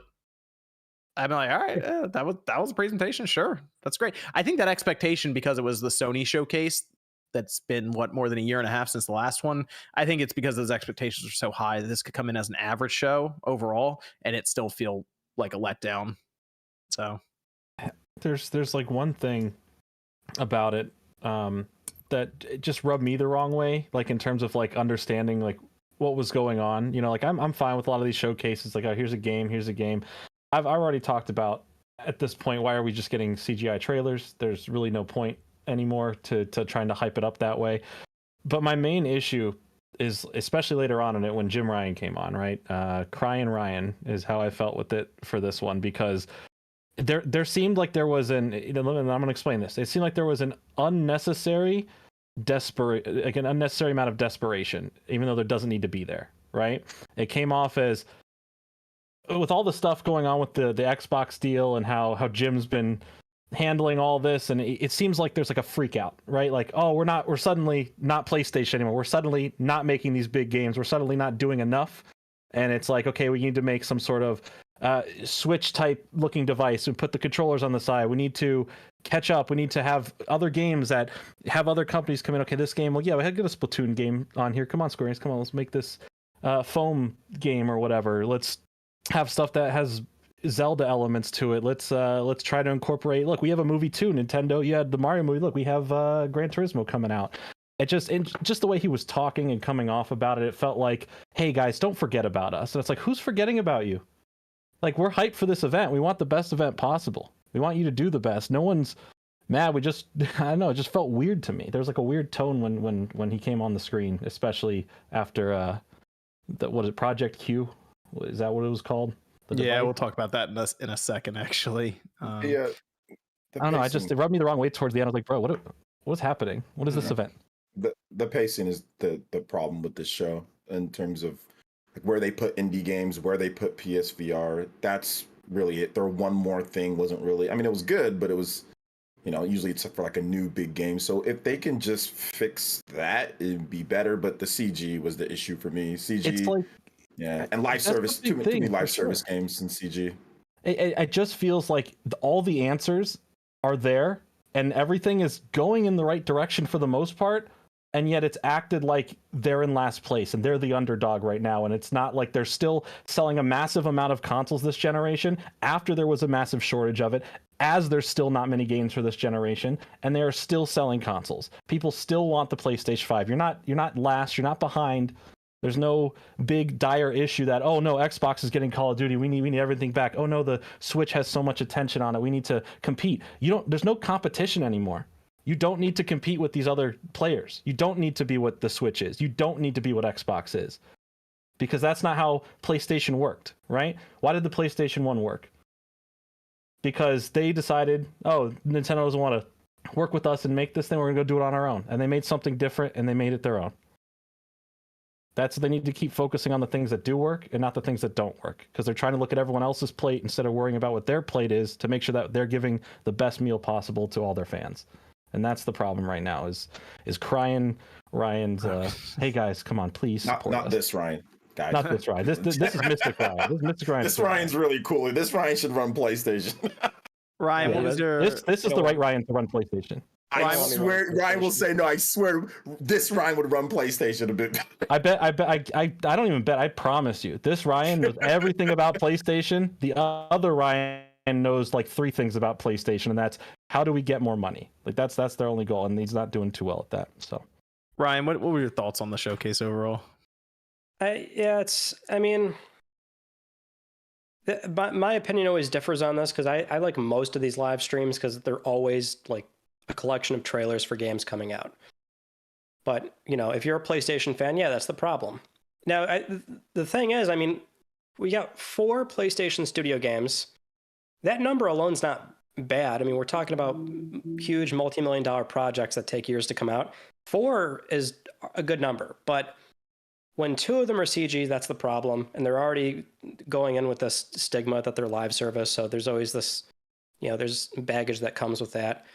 So, they were already kind of set up for failure, not having anything else to sort of supplement that. Maybe 1 or 2 other PS Studio games would have maybe served the show a lot better. Because that third-party stuff, the indie stuff, that's all going to be there. It wasn't even that much CG when you think about the entire show in totality. But when 2 of your 4 games have it, and we don't know anything about them in their live service, it doesn't help this image problem that the company has because they're chasing the live service dollar, and they're going to be chasing that for the next, 2 years with all these titles that they plan on releasing. So, but the PlayStation business has been primarily just all these exploring avenues that they historically have had very little presence in. As Jordan said, this console is extremely successful. And as much as people don't like to hear it, Jim Ryan is the reason for that. It's true. So it's his leadership that's exploring beyond console, PC, mobile. It's his leadership that wants more multiplayer. It's his leadership that wants live service. To that same point, though, the company's not dumb. They're not going to walk away from what has got them where they are. We're going to get single player stuff, but it was definitely just not. This was just a poor showcase when you think about, we're going into peak years for this thing. They're going to sell a boatload of PS5s regardless of how bad this show was. But for a core fan watching it, and you're looking forward to what's going to be the next 1-2 years, the roadmap we have is just, dry. And it doesn't need to be, because we have a lot of studios. We know we've got things in the works, but we also know they had a routine portfolio checkup, and we're perhaps seeing the consequence of that too. So they're in a bit of a weird spot, and there is more that they, in theory, should be able to show. I can't necessarily explain it. I don't think anybody can. But yeah, disappointing. Okay. Any other final comments before we move on? I got a question. Okay, go ahead. I was going to ask Ryan a question. Go ahead, You're saying it's because of Jim Ryan. Are you sure that's not because of the goodwill and passion and dedication that most of the PlayStation fans? I bought every single PlayStation. I'll always buy it no matter what. It can be legitimately terrible at launch, and I'll always buy it because I know PlayStation is PlayStation. Are you sure it's not based off of that and riding off the coattails of what Sean Layden established and did with God of War and with Horizon and all of these big games, which have been their best games and biggest selling games so far? That was Sean Layden. That I don't think that was Jim Ryan. Well, so are you sure it wasn't? I mean, Shuhei was leading, worldwide studios for the majority of all those titles. Okay, yes. Shuhei. So are you sure he's not riding off the coattails of the goodwill and passion of the fans that have always been there? Because that's what some are saying. For Jim, I mean, Jim's going to be a big picture guy because he was leading PlayStation Europe for most of his career, and he's part of the reason why the console sells 4-1 throughout multiple PlayStations. We're talking like a 4-1 against Xbox. It's not like the guy hasn't earned his place, but he's a big picture guy. So he's going to greenlight some of these bigger initiatives. It was only 2018, 2019 where, right after PS4 Pro came out, you had people like Andrew House saying that PS4 Pro was the consequence of people moving over to PC. And it didn't take very long for us to now start seeing PC ports. So it's, he wants a beyond console approach to make more money. You can also see things like the new PlayStation Plus tiers, which is a way to, they're oversaturated on console. You're not going to get more Plus subscribers. So how do you get more money? Make higher tiers. So people don't like it, but he's a business guy. He's going to find ways to make more money for this company. Yeah, you can't deny he is the one running it. You can't deny that he's the one who's, I guess, right now running it. So I mean, I guess people like the fact that he's making money. So for studios though, then I guess what we should maybe look more carefully at is Herman Hulst. Once we see how Herman does over the next 4 or 5 years, because it's hard to judge Herman in the here and now. Like his games take so long to come out. That's the gorilla guy, right? Yeah, he's leading basically he's overseeing a lot. He's like their Matt Booty, basically. And Jim's putting his faith in Herman Hulst. So we'll see Herman's decision for his portfolio management over the coming years. Jim Ryan's definitely a numbers guy. We've seen him hold a controller. MVG, what was your? The only thing I wanted to add, because I think you guys really touched on all the things that I felt about the show. It was a mid show. Let's be honest. It probably would have been a fantastic state of play, but it was not a good showcase, for whatever that's worth. But my question, I guess, to the panel, and maybe Ryan can answer this better, but are you guys not concerned about the fact that Sony didn't really show us anything? There's no real roadmap beyond this year of games. I feel like, Ryan kind of touched on the next couple of years are the real meat of this generation for both Sony and Xbox, and they really have to come out with a solid roadmap of games. We didn't see Twisted Metal. We didn't see Tsushima 2. We didn't see a lot of these rumored games that we thought we were going to get announcements for. We didn't hear anything about what some studios were working on. Didn't hear anything about from Team Asobi. John, you mentioned VR experiences. That was a surprise to me. Nothing from Team Asobi doing a VR game. That may have compelled I thought that me would to have been get the big VR. that- I thought that that would have may been a big VR reveal. Yeah. dude, that may have compelled me to get a VR2 headset. Honestly, if it was good enough, right? So my question is it Ryan, are you concerned about what the future of PlayStation looks like for the next few years, or do you think they've got a handle on this and it's just business as usual? Yeah, well, considering that the next 2 years are going to be a pretty big change for them, where half their releases are going to be live service titles. I guess the concern is that we're just going to see a lot of stuff come out that is likely maybe not going to resonate with people. It's hard to say. Although I would maybe caution that based on how this show played out, and if we get another show this year, because that's kind of the question now. Like, well, maybe they have another one for September. Yeah, I guess that'll probably answer what the next year and a half is going to look like. The next 1 or 2 years. Like maybe some of these. It seems like maybe these games that we thought we would see soon are maybe not as ready as we thought, which would be a problem, because then at that point it'd be late 2024 until some of the stuff starts getting revealed and released. And the company does like to bolster that those dry months with timed exclusivity and all those agreements. They've been pretty heavy on that stuff. But at the same time, we just had a business segment meeting where they claim they want to do at least 2 major releases a year. So at the bare minimum, it should be that. That's my concern, man. Because I remember, I know it's impossible to go back to the PS3, but I remember Uncharted 1, Uncharted 2, Uncharted 3. Bam, bam. Within 4 or 5 year stretch, Resistance 1, Resistance 2. We're not going to get that output again. Yeah, we're not going to, at least not with how development is now at this point. So that's my concern, is the single player games, and my concern is the pace of software, because I think this year only one big, outside the VR stuff, only one big first party Sony game, right? Like in terms of single player, Spider-Man. I think the door's open for Xbox now to have a good showcase. They could step in and basically, from the lows that they had not only, a few weeks ago with Redfall and all the stuff that they went through, they could really kind of turn it around and have a solid showcase. And they could, and I hope they do this. I hope they actually show us what they're working on, what's coming out over the next, 2 years. I think it's okay to do that. I'm sorry.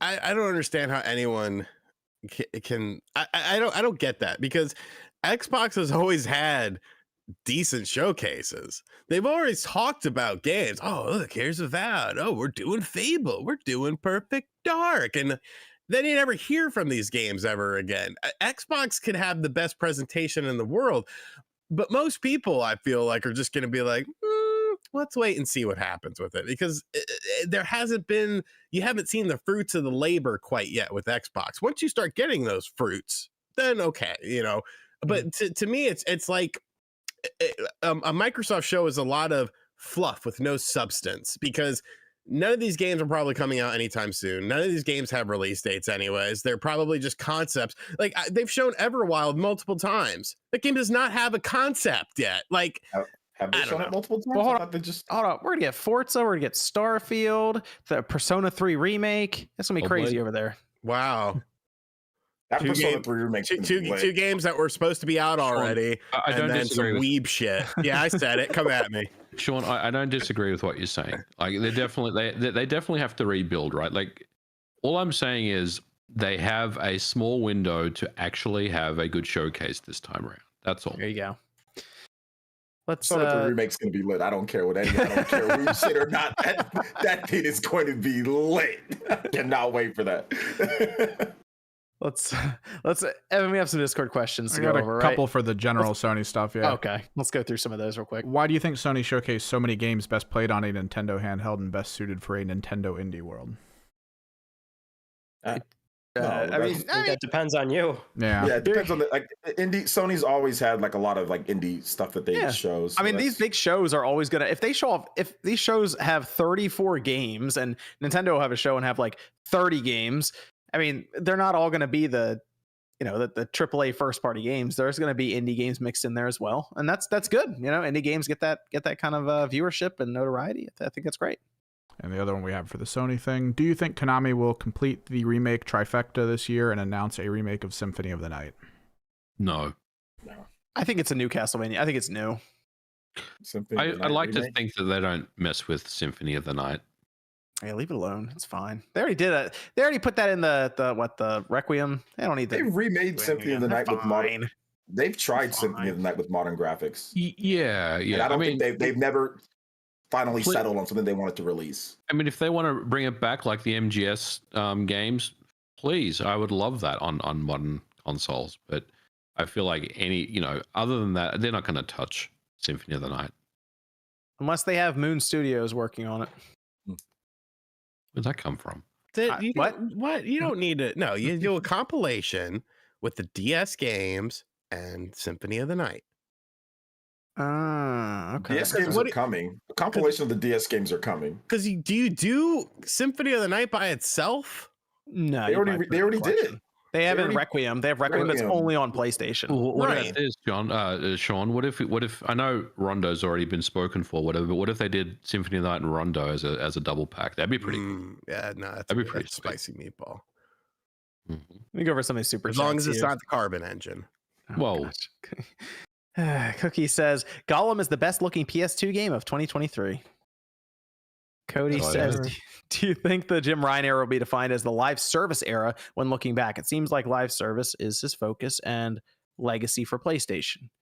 Actually, we have some of that to discuss with Naughty Dog here in a few minutes when it comes to the live service era with Jim Ryan.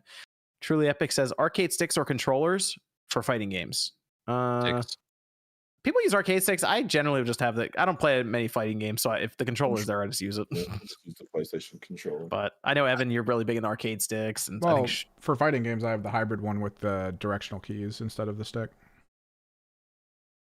Okay. I like the special controllers made for, like, you remember how they did on the PS2. I actually have one. They have like the 6-button Street Fighter one on the PlayStation.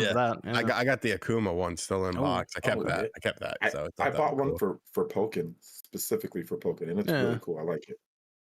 Tijo says, why the disappointment for the Mario Game Boy Advance games being added to NSO? They are the best versions of the games, in my opinion. I can't play Yoshi's Island without voices. I think there's disappointment because we already technically had access. Yeah, but these are better versions. It's a better version. I like them. They didn't drip. If they did like, okay, if they spread it out for 3 months and they did like, here's the first one, here's the second one. No, yeah.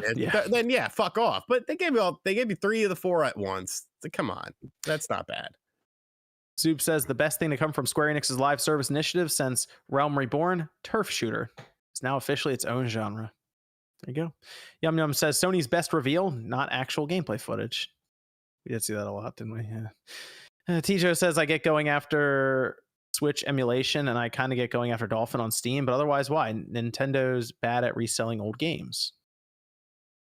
I think it's more they want to control the remaster narrative anyway. So like if a GameCube game can be emulated really well on PC and they're trying to sell a remaster of it, that's probably not gonna. They're probably not. What gonna it seems like. Yeah, they're up to. Phil Spencer sells PS5s better than Jim Ryan says. John, how much did Microsoft pay you to sabotage the showcase? Where was Parasite Eve? Pragmata, we forgot about that. Oh, yeah, that's right. Stellar Blade and Persona 3 remake. Well, the word is Persona 3 remake, and the word is that Microsoft will unveil that. But Where was Silent Hill 2? Oh, that's the real question. MVG's like, how do we know it's even real? Yeah, back in the game. Haven't seen it yet. Seen a trailer. Imagine MVG's right the whole time. They just cancel it. Oh man, I'm taking a victory lap that day, Brian.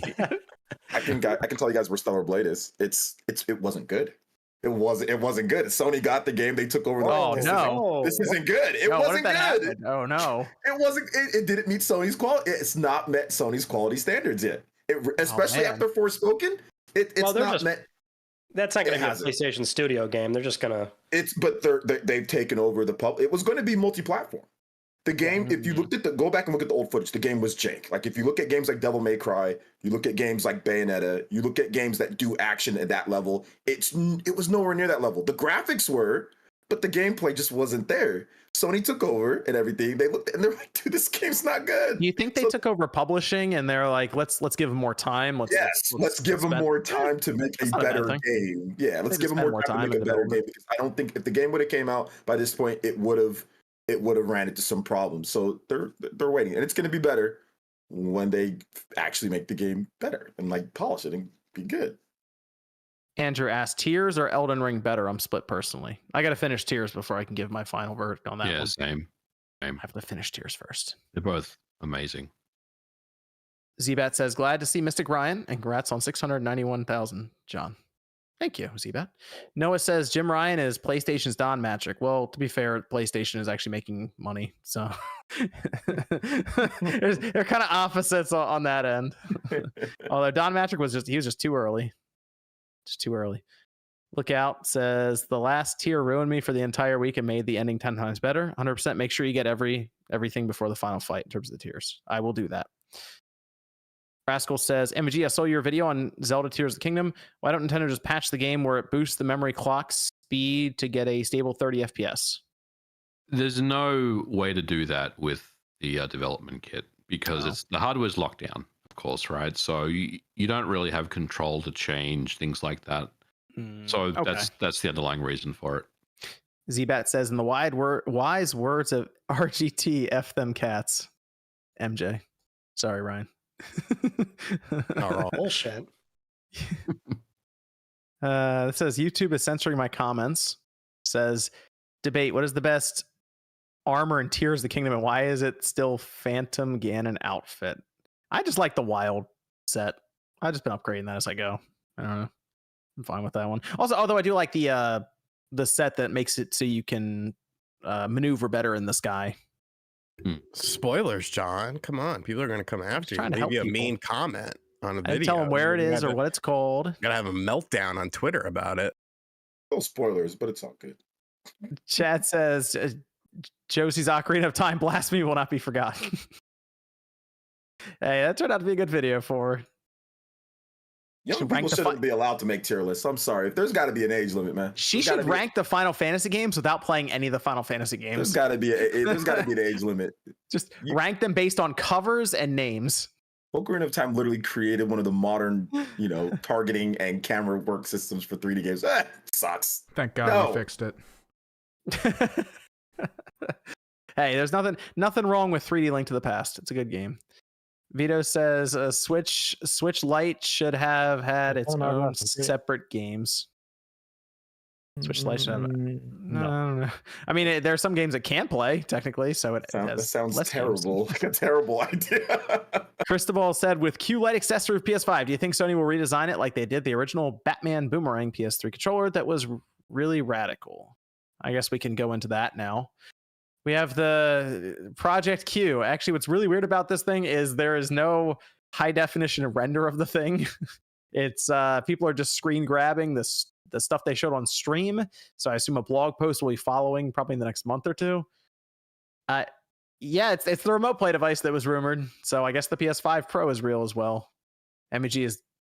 I did reach out to Tom Henderson as the better person. I did apologize and say that it was solid reporting. I took the L on that.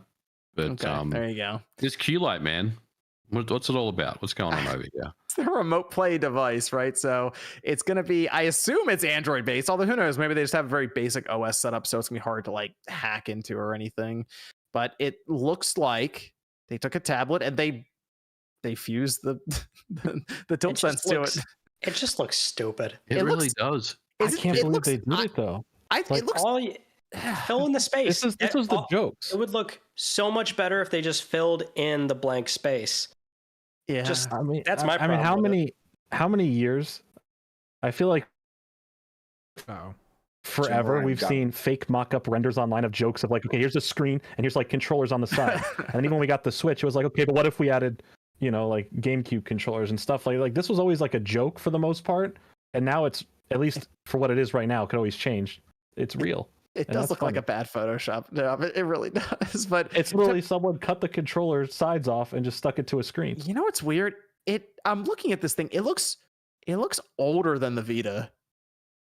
Like out of this, the Vita looks much more sleek than this thing. It looks more modern even. There's no comparison. Right? Like I'm looking at both. I'm like, this it looks bad. I don't know what else to say. It does look like a Kindle, like a PS5 controller. Was there any fine print or anything that said this may not be the final look. This thing's locked. It's They showed it off pretty well. It's coming out this year. It's going into manufacturing in a month or two, I think. Like they just slapped this together in After Effects like 2 hours before the presentation. Honestly, this looks like clickbait thumbnail. It kind of does, actually. Yeah. Like, I posted it on Twitter, like the next PlayStation, and it just showed a picture of that. Like, I thought the Vita looked more modern. People were legitimately like, "Is this a thing? Is this real?" It's like, well, I think they want to, because it's just streaming, right? So just why with the design? I think they want it to feel as similar as possible to playing your PS5, right? Like they want it to feel exactly the same. I feel like there just wasn't a lot of investment in the development of this thing. Go ahead, just Ryan. Connected to the whole display. Honestly, I think it would look 10 times better if it just didn't look like a display sitting off of it. So we did get some information about this thing, and I'm going back to Tom Henderson because clearly he has some kind of feed at Sony on this whole thing. And they just say really 8-inch, 1080p, 60 hertz. All that was put out, I believe, in the press release. But it was followed up with Tom Henderson saying that, to his knowledge, and what he's heard, the battery life is 3 to 4 hours. Yikes. That weird. Feels very bad as well, because the G Cloud, which I guess would be the competitor for this thing, because you can stream PlayStation games to it, and there's an application on Android that is like $4, but the streaming's not bad. The G Cloud's battery is like 10 to 12 hours or something like that. So basically they took a DualSense, sort it in half and stuck a display in between it, right? So with that in mind, does the G Cloud have haptics and stuff like that? I'm guessing it doesn't. No, it doesn't. Right. No, it doesn't have that. Yeah. So I think a lot of it has to do with the fact that the DualSense itself, the battery life on the DualSense obviously has a limitation, especially if you start using haptics and the speaker and the lights and all that sort of stuff, which will all be available. And then you factor in the power draw of the LCD display itself. I can see why it has a 3 or so hour battery life. Ultimately, I do think it is a problem, especially if it's something that's touted as something you'll take around your household and what you can play your PS5 games, on the go type of thing. But honestly, I unless they can figure out a way to get a bit more battery life out of the DualSense, I feel like this is kind of limited to the DualSense Plus display. See this as a coffee table accessory anyway. It's like it just sits on next to you on the table or on the coffee table, and it's like, kids are using the TV or something I want to watch on TV. I mean, this device looks so dumb, but I'm probably going to get one anyway. I'll get it too, obviously, to check out. Like, I'm sure Ryan will too. Okay, that's the interesting thing, OJ. Okay, the pricing. Yeah. I think the pricing for this thing is going to have worse sticker shock than the PSVR 2. Whoa. I think this one is gonna. I think this one's gonna hurt when they announce it. Okay, so I've seen some people. I think Sean mentioned, what if it's like $100? It's fine. There's no way it's $100. This device, I'm gonna tell you now. The DualSense is $80 for a DualSense controller, or like 70, yeah, somewhere in there. It's like $100 for a backbone controller. Yeah, there's no way for standards. This device, I think, is $250 to $300. Ooh, whoa! Damn. And I think it's gonna hurt. I think it's gonna hurt when they announce it. That's nuts. I was gonna say closer to 200. I could see it being like 180 to 200. The reason that pricing is interesting to me is because, well, then it would be, if it's 180, it's only $80 more than the backbone attachment for a phone, but it would also then be cheaper than their DualSense Edge controller, which would look really weird on paper. I just see it being priced comparably to like the Edge. You can't go over 200 for this thing. Well, the G Cloud, I think was $350. Is that $350? I think this is $199. $199 is. I think that would be the price that I was thinking. How big is the display on the G Cloud? 7-inch.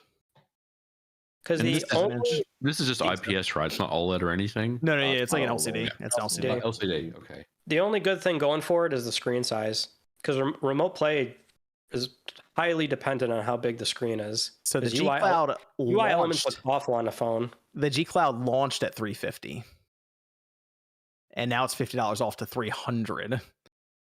and the screen on it is 7 inches 1080p. So it's actually a smaller screen than what this Sony device will have. So I think that with inflation, higher costs on parts, I don't know. I would be shocked if it's 200. I am absolutely floored. So I would suggest people prepare for the worst. It could easily be 250. Easily. I think they want this to be competitive though. I think 199 is the sweet spot. I'm optimistic for 250. Realistically, I wouldn't be surprised if it's $300. And I think that's gonna hit people pretty hard. The PSVR 2 already did because it cost more than the PlayStation 5. And this won't obviously, but it's gonna be like, wow, it's just remote play and it's 250 to 300, huh? So it's gonna be interesting. But who knows? Maybe you're right. Maybe they're competitive and they're like, we'll eat the cost on this thing. We're not looking for a margin on the accessory for some reason. And it's 200. That'd be nice. Later this year, wait for the press release. Evan, we have a Discord question over there. We did talk about its battery, so we have a devil's advocate question for it. Why does everyone hate the design of Project Q? Holding an actual first-party controller sounds way better than something clunky like the Steam Deck, and the weight distribution is probably more comfortable than a phone weighing down a controller clip. It looks like a device that if you had it on your coffee table when someone walks in who's never seen it before, you would immediately have to look at them and say, let me explain. That's why. I agree. It looks... It just looks stupid. I don't know what you want it does look like you'd have to go to a seedy website online and purchase it and wait 3 months for it to get shipped in from China. So that I don't like the way they fuse emulation. those controllers to the LCD screen, like those gaps, like Ryan was talking about. I want it just to be more filled out and flush, I guess. Would you say, OJ, it looked like a boomerang? Yeah. Like you throw it, there's a good shot it's going to come back to you on a windy day. Yeah.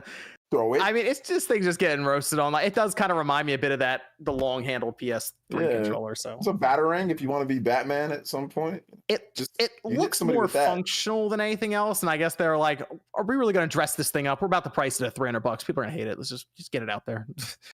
Or they just had a bunch of DualSense shells laying around. They're like, if that thing is $300, they have lost their damn mind. Yeah, because I mean, a PS5 is what? The digital is $399. You can remember when they were promoting? I don't know if you guys were talking about this because I had to step away. The backbone that they promote all the time for doing what this does already at a fraction of the price. But I gotta use my phone. I use my phone to call people. Or a tablet. Get a tablet. You can buy a tablet for cheaper than that screen, and fucking controller's probably gonna cost. The tablet's like $150. Now I'm at $250. I might as well just buy this. No, you're not. Wait, how did you get to $250? The backbone isn't that much. The backbone's $100. Well, they get a fucking cheap, get a Chinese knockoff. Oh, I want to stick first party here, Sean. Okay. Well, then you're just a fool, and his money are easily departed. He says departed. Oh man, this is great. But no, I think Sean, once that press release goes out, start setting up the lights before you even read it. Oh yeah, for sure. I agree. Enjoy that. Just like the people did with the Nintendo emulation Dolphin stuff, right? Hey, follow-up's coming, man. I got it. Follow-up's coming. Stick with Sajano. Let's see. Donnie says, can we talk about how this is the first real showcase for Jim Ryan? In the last 4 years, he was riding from Sean Layden. Joshua says, RGT's reaction to Snake appearing was the GOAT. Edison it was no McRib, but it was good. Finished Tears of the Kingdom yesterday. Best game I've played this year so far. One thing that disappointed me, it was the fact that it wasn't fully voiced. Now it has broken up. Some parts are voiced, some parts aren't. But the tears, from what I've seen, are fully voiced. They're pretty good. Elliot says, do you guys think a follow-up Tears of the Kingdom would be an imagining of what a modern-day Wind Waker could be? New map, sailing mechanics with Tears of the Kingdom elements. Man, I can't think about a new Zelda game right now. I can't think about a new Zelda game for a long time. That would be incredible, though. Like a new age, modern, like Wind Waker game. Like where they make it yeah, sure. You have an entire ocean to explore. Yeah, you have an entire ocean and islands and stuff like that, and pirate ship can. Oh man, that'd be kind of lit. Build out your own ship. Yeah. Ultra Hand. You can Ultra Hand your different ships. That'd be super cool. Kevin says, I thought the show was mid, but not bad. What would be that one game that would give it a C to a B, or has Cyberpunk 2077 and Gollum ruined the hype for new games? I think if we saw one more first party thing, like I said, if we saw the Twisted Metal or something else, it would have bumped it up. One more thing, Legend of Dragoon's back. Bam! That would have shut down the internet, even though nobody played the game or nobody really knows about it. It would have been lit. 90% of people would have been like, "Sick! What's that?" Exactly. They'd be excited. They'd be like, I want to know more about this. What is Legend of Dragoon? Why is it look? Imagine graphics with the PS5 and Legend of Dragoon, like that art style that they used in PS5 graphic. Oh my god, that would have been incredible. Zoob says, what was the Taste Master Fringe think of Foam Stars? Yeah, I'm just gonna say it's not it. It's not it. Thanks. Yo, Peep says, with the PlayStation Q, do you think it will have a cell phone carrier plan like the Vita or the Razer Edge? No. Yeah, that sounds like way too much investment. What if this is just called the PlayStation Q or the PSQ, PS5 Q? I don't know. It's they have Q involved with that. I don't know. Steven says it's annoying in Tears of the Kingdom when it goes back and forth between voiceover and text in the key parts of the story. Why not all voiceover? PS RGT is a Nintendo YouTuber. All right, no comment from Sean. Brian, no message there. Thanks, Brian. Rovita says, even though I have lots of consoles in my gaming room, I like the idea of the Q Lite. I think I'll play my PS5 a lot more. If I can sit next to my wife, I'll watch TV. That's what I do with the Switch. There you go. I think there is still a use case for it. Like, some people will probably enjoy it. So, Perfect says, do you trust Bungie telling Naughty Dog what to do with the intellectual properties? All right, let's close out with this one then as we go along. There's still a few super chats here, and Evan, you have some Discord questions. You want to hit me with one while I pull this up? Okay, let's hit that while I pull this up real quick. So apparently HBO Max is nuking a lot of the lesser known content from their publicly facing library. It seems to be similar to what's happening on the emulation front, and people's efforts to preserve games and such could just go away with any giant corporation's whim. Are we on the cusp of an emulation as preservation or piracy as preservation platform with social, political, and legal backing? That's a heavy question to ask at the end of the show. Here's what I will say. ROMs will always be around. If you want to play old games, just download an emulator and ROMs. Yeah, you don't need a preservation society to do it either. Gosh. But they got to scan it in. It's already scanned. Go on the archive.org. It's got everything. Let's Evan, you said you had one more Discord question? One more, yeah. Okay. Can we just go with it? All right. Yep, we're going to finish with that one. Has anyone picked out a certain objective or challenge this time around in Tears of the Kingdom that you didn't pursue in Breath of the Wild? No. I didn't pursue in Breath of the Wild. I didn't really make a goal for myself necessarily when I started it. I don't know that I didn't do in Breath of the Wild. The game's so different than Breath of the Wild in terms of the mechanics and everything that it's. I guess the goal would be do all the shrines, but I don't think I'm going to get to doing all the shrines. So no, I haven't really said anything. Yeah, that's it. All right. Well, the last story is actually have to do with Naughty Dog and Sony and Last of Us and a new single player game apparently that they're working on. And they put out a statement. And 30 minutes later, Bloomberg dropped their report. So it was pretty clear that they knew this was coming.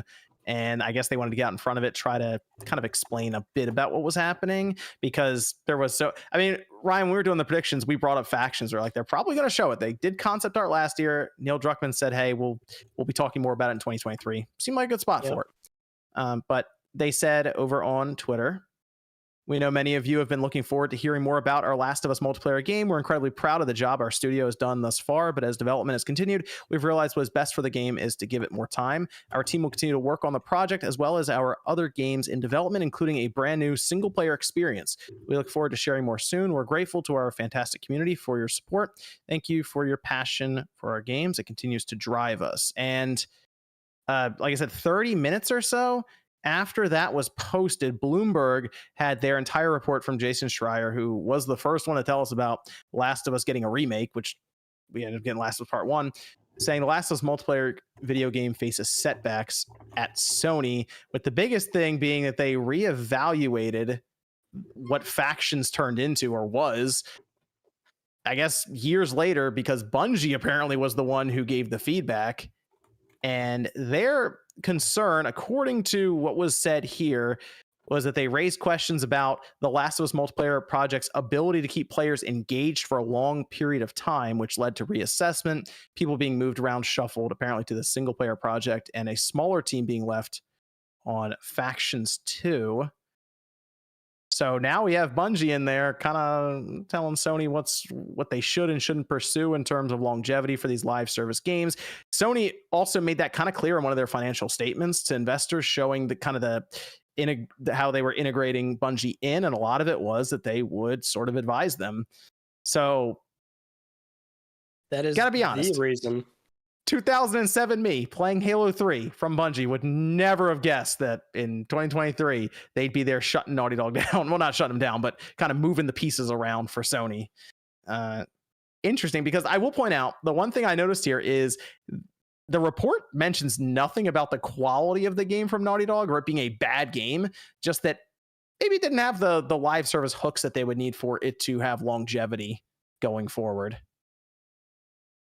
It makes sense. The story makes sense, right? Like, I think the PS3, like Last of Us, it was fun, right? But would that be able to adapt for long-term content in today's day? You know, maybe there was some concerns there. Bungie, they've been making Destiny for a million years, so I guess they'd be like the best people, right, to talk about, or one of the better people to talk about this, to get people still excited about Destiny 2. Which when did Destiny 2 come out? 2017, 2018. Was it 2018? Anyway, it was in there. The original Destiny came out in when 2014. Yeah, I remember when So Destiny 2 launched. Yeah, they've had people hooked in this universe for about 10 years, right? Between Destiny 1 and Destiny 2. So they know what they're doing. They've made a ton of money, you know. So I can see what, you know, if this report is true, I can understand. But I can see some frustration. I understand the frustration from the user base who wants to see something. Like, can we get like a gameplay trailer for it or something? Here's the frustration, and I'll admit I kind of felt it a bit too, because when Last of Us Part 2 came out, I remember them saying, "Hey, there's no multiplayer because we are going to end up doing more with it as we go," and everyone was like, "Okay, all right, well, hey, you know what? The game itself was high quality," and everyone was like, "You know what? Hey, Factions 2 will happen eventually." And we hear it's turning into a live service game, and now we hear that there's some sort of hiccup within Sony and Naughty Dog to where they're reevaluating it. Now people are online saying, like prominent PlayStation guys and stuff. I saw Greg Miller say, "Hey, this thing's probably getting canceled." No. Canceled? I am curious as to where it goes from here, because that's the thing. It's, as of right now, it's not canceled. There's still people on it, but I am incredibly curious as to where they go from here. If, you know, assuming what we are being told is true, that Bungie evaluated its long-term viability and came to that conclusion, which that is, I mean, I could see it.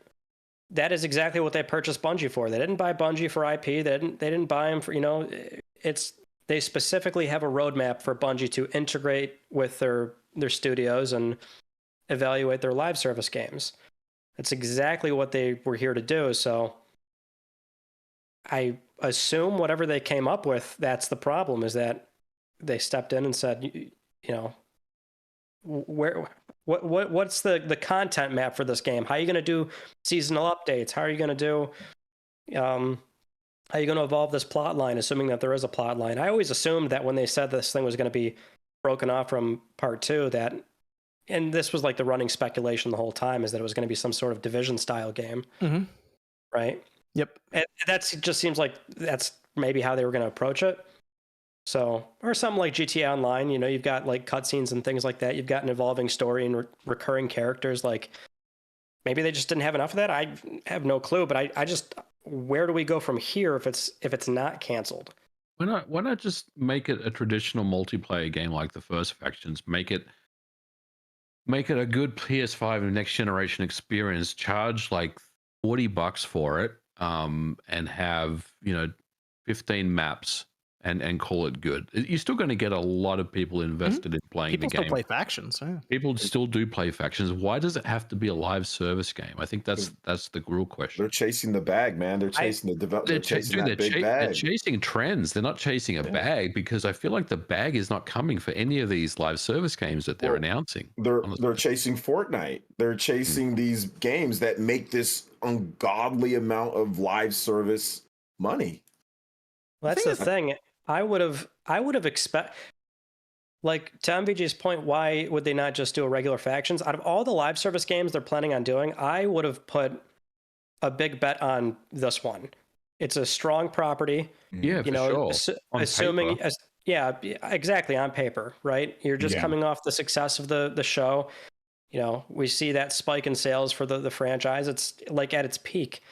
You know, I feel like out of all the live service games, and with Naughty Dog and how they can handle a narrative, and assuming they could tie that appropriately into a multiplayer experience, I feel like this was the one thing that maybe would have had a really good shot at resonating with people out of the 12 projects they're doing. You know, it's hard to get excited about Concord, Fair Games, Twisted Metal. There's just like that alone is like, okay, Twisted Metal, we know that property, but I feel like there's not a lot of enthusiasm behind it. Like, I feel like factions. This one, I feel like factions would have been it. I'm not a multiplayer person. Even I was like, yo, I want to see what's going on with this. Mm-hmm. Yeah, so I'm really surprised. Yeah, it is a shame, but I still think you could release it as a multiplayer game, as MVG is describing, even at a cheaper price, or you could technically continue working on it and just attach it to Last of Us Part 3. You could, hey, you know what they could do? Let's face it, they're probably going to do a Last of Us Part 2 remake. But maybe they just attach the multiplayer to it and call it good. Whatever happens, just like having a single player and a multi. Like, and it's like a regular game. Like, whatever happened to that? Like, why is that now like an issue? Or it's like, oh no, it's gotta be only multiplayer. That's so 2014. It's interesting though, because as you bring that up, OJ, I mean, technically Sony, being the platform holder, has a reason to provide multiplayer games that would leverage their subscription and have people signed up to it. Because if you get somebody who's just playing factions all the time for 4 years, I gotta have PlayStation Plus for 4 years to do it.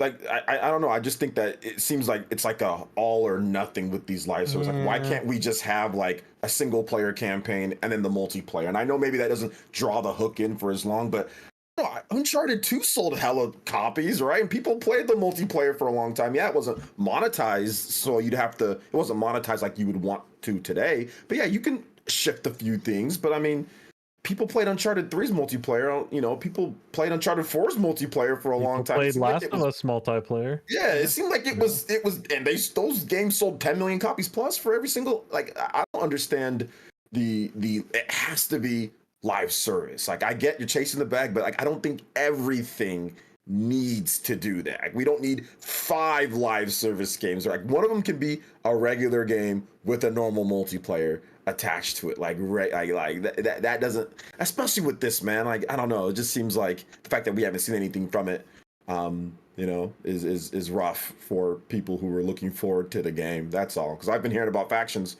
for a while, you know, like online, and people talking about it, people had high hopes. And you mentioned it a couple times in there. I am curious though, to wrap up this topic, what do you think that single player is? That experience? Do you think that's Last of Us 3, or are they rolling with a new IP for this?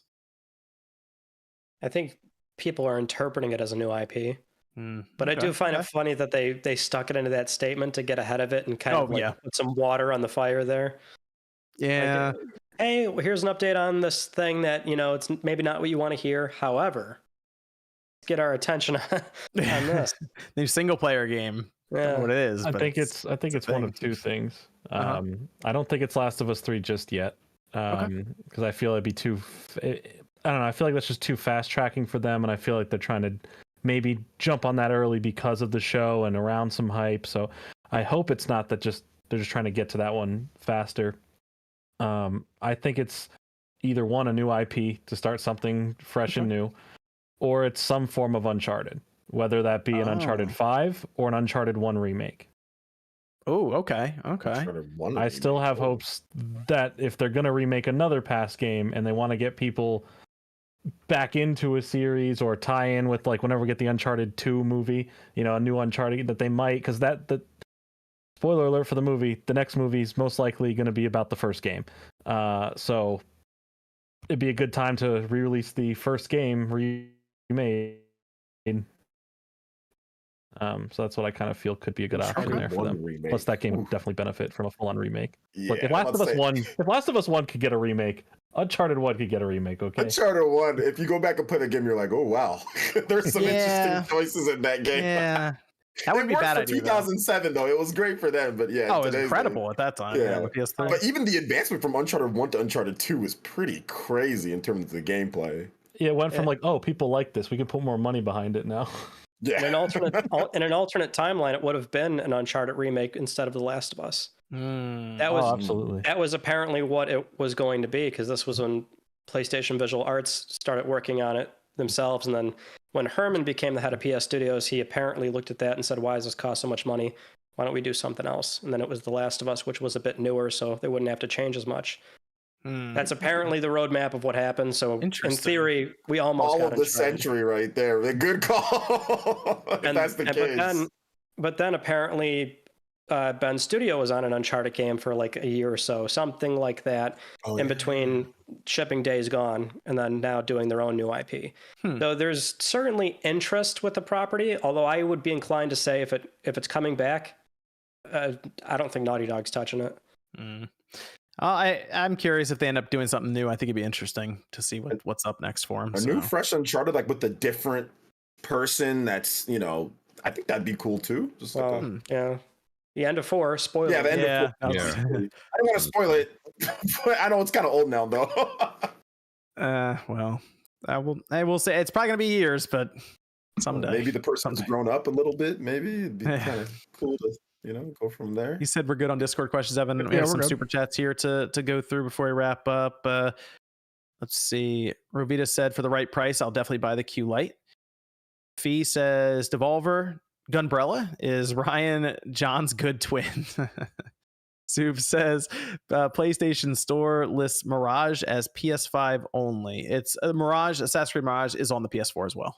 Yeah. Yep. Matthew says, Ryan, love your content. Everyone, which do you prefer, a new Jack game or a remaster remake of the originals? Give me a new one. Thank you.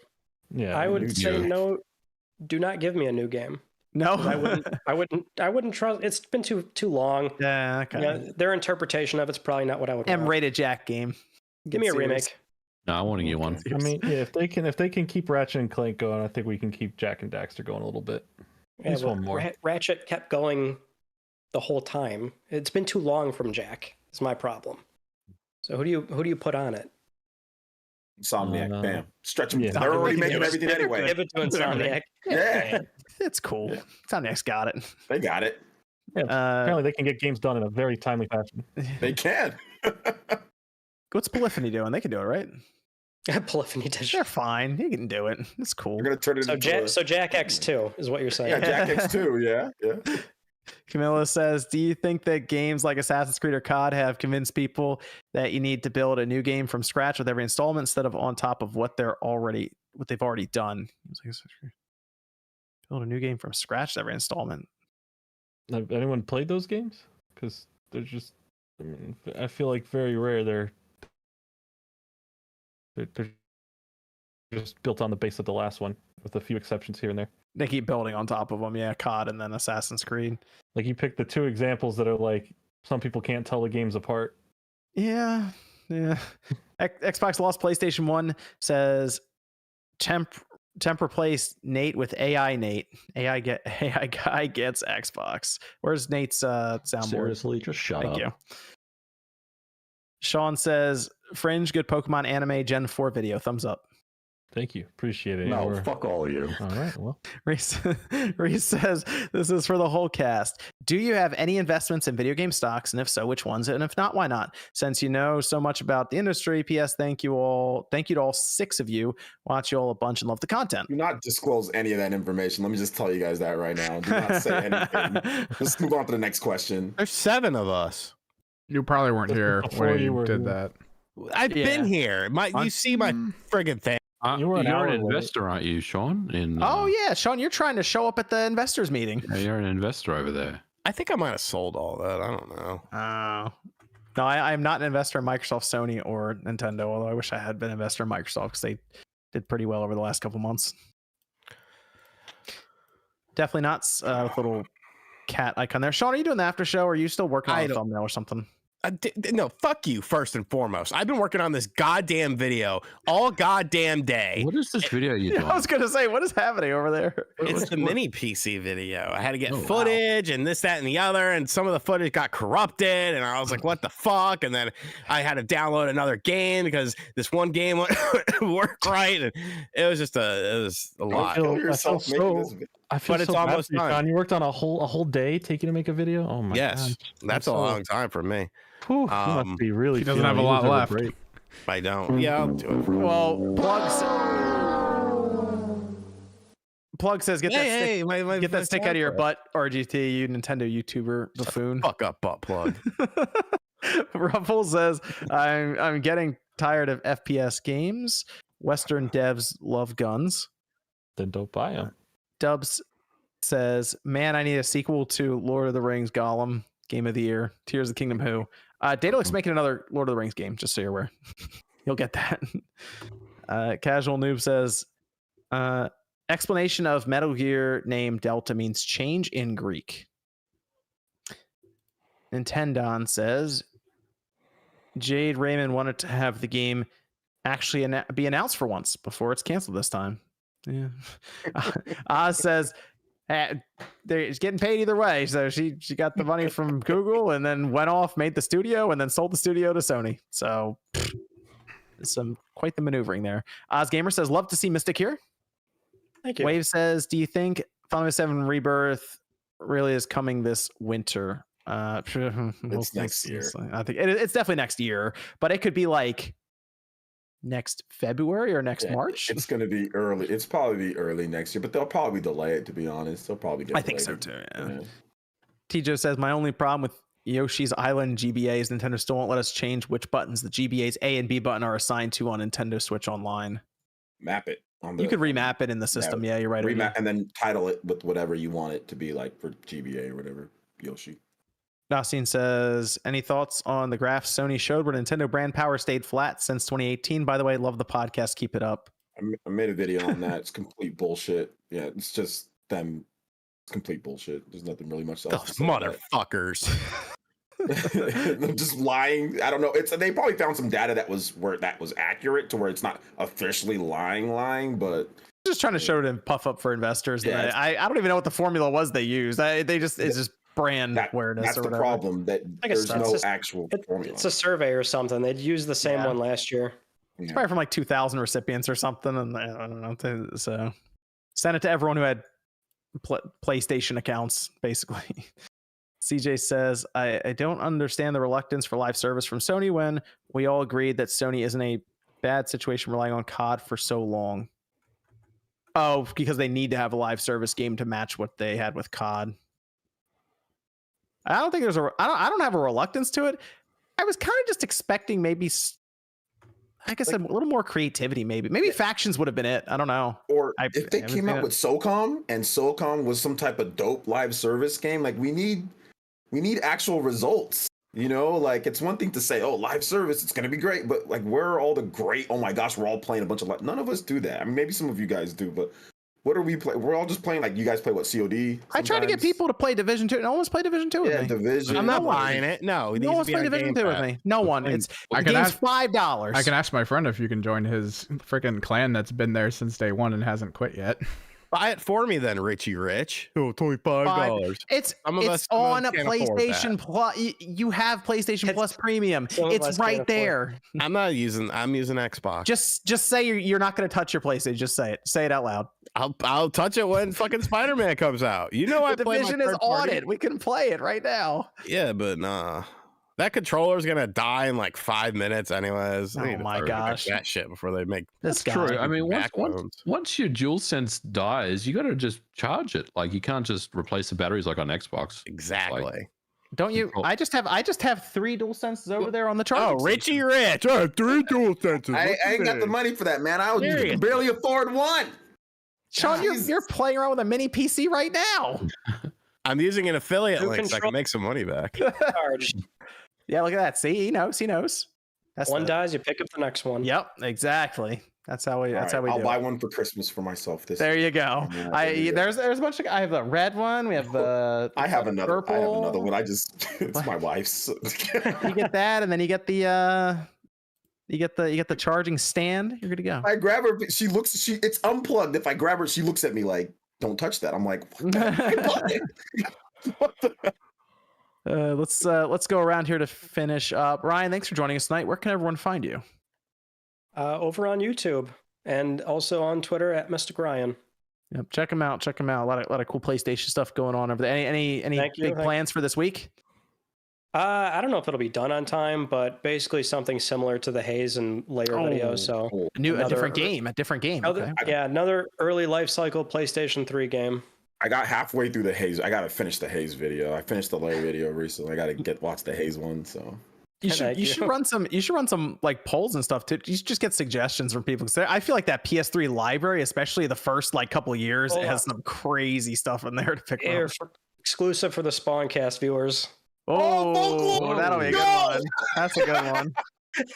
Okay, that's a good one. Yeah. You're gonna do a whole video on that? I'm trying to make sense of the story, so I'm like, let me buy a fucking guidebook. Well, let's go. I beat Folklore back in the day, and I had no idea what the hell I was doing, but I had fun. And it was the first PS3 game with the mandatory install, if I'm not correct, right? Like where you had to. I think it was like a part where you have to install it too. You know what? I've only just finished it the other night, and I don't remember, but. Yeah, I mean, it's much longer than Layer and Haze. I mean, those are like 4-hour games. This took me like 15 hours. So yeah. Folklore. The story's convoluted. Yeah, the game's good though. I can't wait for the video. That'd be a good one. Yeah, check that out. That'll be cool. I also wanted to recognize some of the Streamlabs here too. Sammy says, I work for one of the successful live service games. Some devs and publishers don't yet understand how much work is developing a live service game with the current AAA graphics and standards. Imagine releasing like a 20-hour Blood and Wine DLC every other month. That's pretty crazy. Yeah, I'll say MVG, you could probably empathize with that. I have zero knowledge of live service development, so shout out to Sammy R though. Works for one of the successful live service games. A little bit of mystery there. MVG, where can everyone find you? You can find me on Twitter at ModernVintageG and on YouTube Modern Vintage Gamer. Check out my video today all about the Dolphin. Yes. DMCA citation that happened today. Thanks for having me on, John. And check out the channel. I got a video coming out next week, of course. JJ says, hey guys, with big upcoming fighting games like Street Fighter 6 and Tekken 9, do any of these games have potential to reach 20 million or possibly smash Ultimate territory of 30 million copies? Have a great weekend. No, I don't think so. The only game that would remotely even have a chance would be Mortal Kombat, and even that's still far off. Mortal Kombat probably would be the one that would have at least a shot. But OJ, where can everyone find you? Yeah, right here on YouTube. I cover Nintendo Switch, RPGs and stuff. So yeah, and I live stream daily. So if you want to watch any of that, I got a cool video coming out on this. I think it's going to be this week. It's pretty cool. Like looking back at some cool games. So yeah. Kemal says, do you think nostalgia is a tired excuse for Nintendo's success when they're building their audiences to franchises like Zelda, Metroid, Fire Emblem, and Pikmin that have never been reached before? It's just a cop out when people say nostalgia, because a lot of the games do different things. Like if you play a new, and like you play Tears of the Kingdom, it has nothing to do with like old, like the original Zelda or like Link to the Past. They're completely different games. So, well, we have Josie probably the best person to answer that, because she's playing through a lot of these older Nintendo games for the first time. She doesn't have nostalgia, but she loves like Zelda and stuff that are dropping now. So people just say that just to say it. It's about the game. It's about the gameplay, man. That's really what it comes down to at the end of the day. Is it fun? If it's fun, people play it. If it's not fun, then people probably won't play it. That's it. Jordan Fringe, where can everyone find you? Yep. Thanks for having me. You can find me at Jordan Fringe on YouTube. I'm in heavy production trying to get this massive 10 to 12 hour video finished here about Survivor. What is wrong with you? Yeah, sorry. I wish my videos only took me a day to make. Yeah, so That's a Survivor. long video. Yeah, so Survivor. It's about all of Survivor, all 44 seasons, and all the other interesting stuff surrounding it. Gosh. It is very hard to get through this video. It's just taken a lot out of me, but it's getting there. Hopefully before the next Spawncast, it'll be out. Interesting. Okay. So, I just don't want to give a date to promise a certain day and then have any issues pop up and not deliver it. But hopefully Just by like the next Spider-Man, Spawncast. Jordan. Just like Spider-Man. This is going to release in the next week window. Subject to delay, but who knows? I could just be waiting for another release date. Liam says Sega has allegedly wanted to make a proper non-Olympics Mario and Sonic game in the past, but Nintendo refused. If true, why do you think Nintendo shut down that idea despite obviously willing to do Mario collabs such as Rabbids with Ubisoft? Big if true. I assume just Nintendo wants to control Mario's completely, but I don't know. That's interesting. They've worked with Sega for a while. Adam says Remedy's excuses for making Alan Wake 2 digital only are nonsensical and garbage, in my opinion. If they wish to provide a physical copy without having to require a download, there's the magical thing that they could do called including a second disc. That's true. Pug says, who else besides RGT is upset Balan Wonderworld 2 wasn't announced at the State of Play? And then Better than some of the things they showed off. Jen says Alan Wake 2 and the rising trend of shadow drops are scary for the future of physical. Seeing everyone celebrating Metroid shadow drop was also concerning. I think people were just excited that Metroid finally got announced. I think it was more of that. And then a lot of people seem to also buy the physical copy just to have it. So Yeah, I don't see what the issue is. And Evan, where can everyone find you? You can find me on Twitch, YouTube, Twitter at Kimmerix Project. Apparently, I'm one of the lucky ones that got this in on pre-order. It sold out in like a minute. Hopefully, we'll have video content coming up. It's a campaign thing for the tabletop stuff I'm working on. Oh, cool. Okay. And I think that's everything there. Sean, are you doing the after show or you still at work? YouTube.com/Dreamcast guy. I heard you wandered into horse Twitter. I once stumbled into horse Twitter. Fuck all of you. Yeah, we'll do it for a little bit. Video's done. I still got to do a thumbnail, but I'll take a leak and then we'll. I'm gonna fucking beat up on little kids online. Okay. That was all right. perfect. That's everything. Thanks everyone for joining us tonight on the Spawncast. It was a lot of fun talking with Ryan and everyone else here about the PlayStation Showcase, Last of Us Factions, and the Sony Handheld. And we'll be back next Saturday night, 9 p.m. Eastern Time. We'll see you guys then.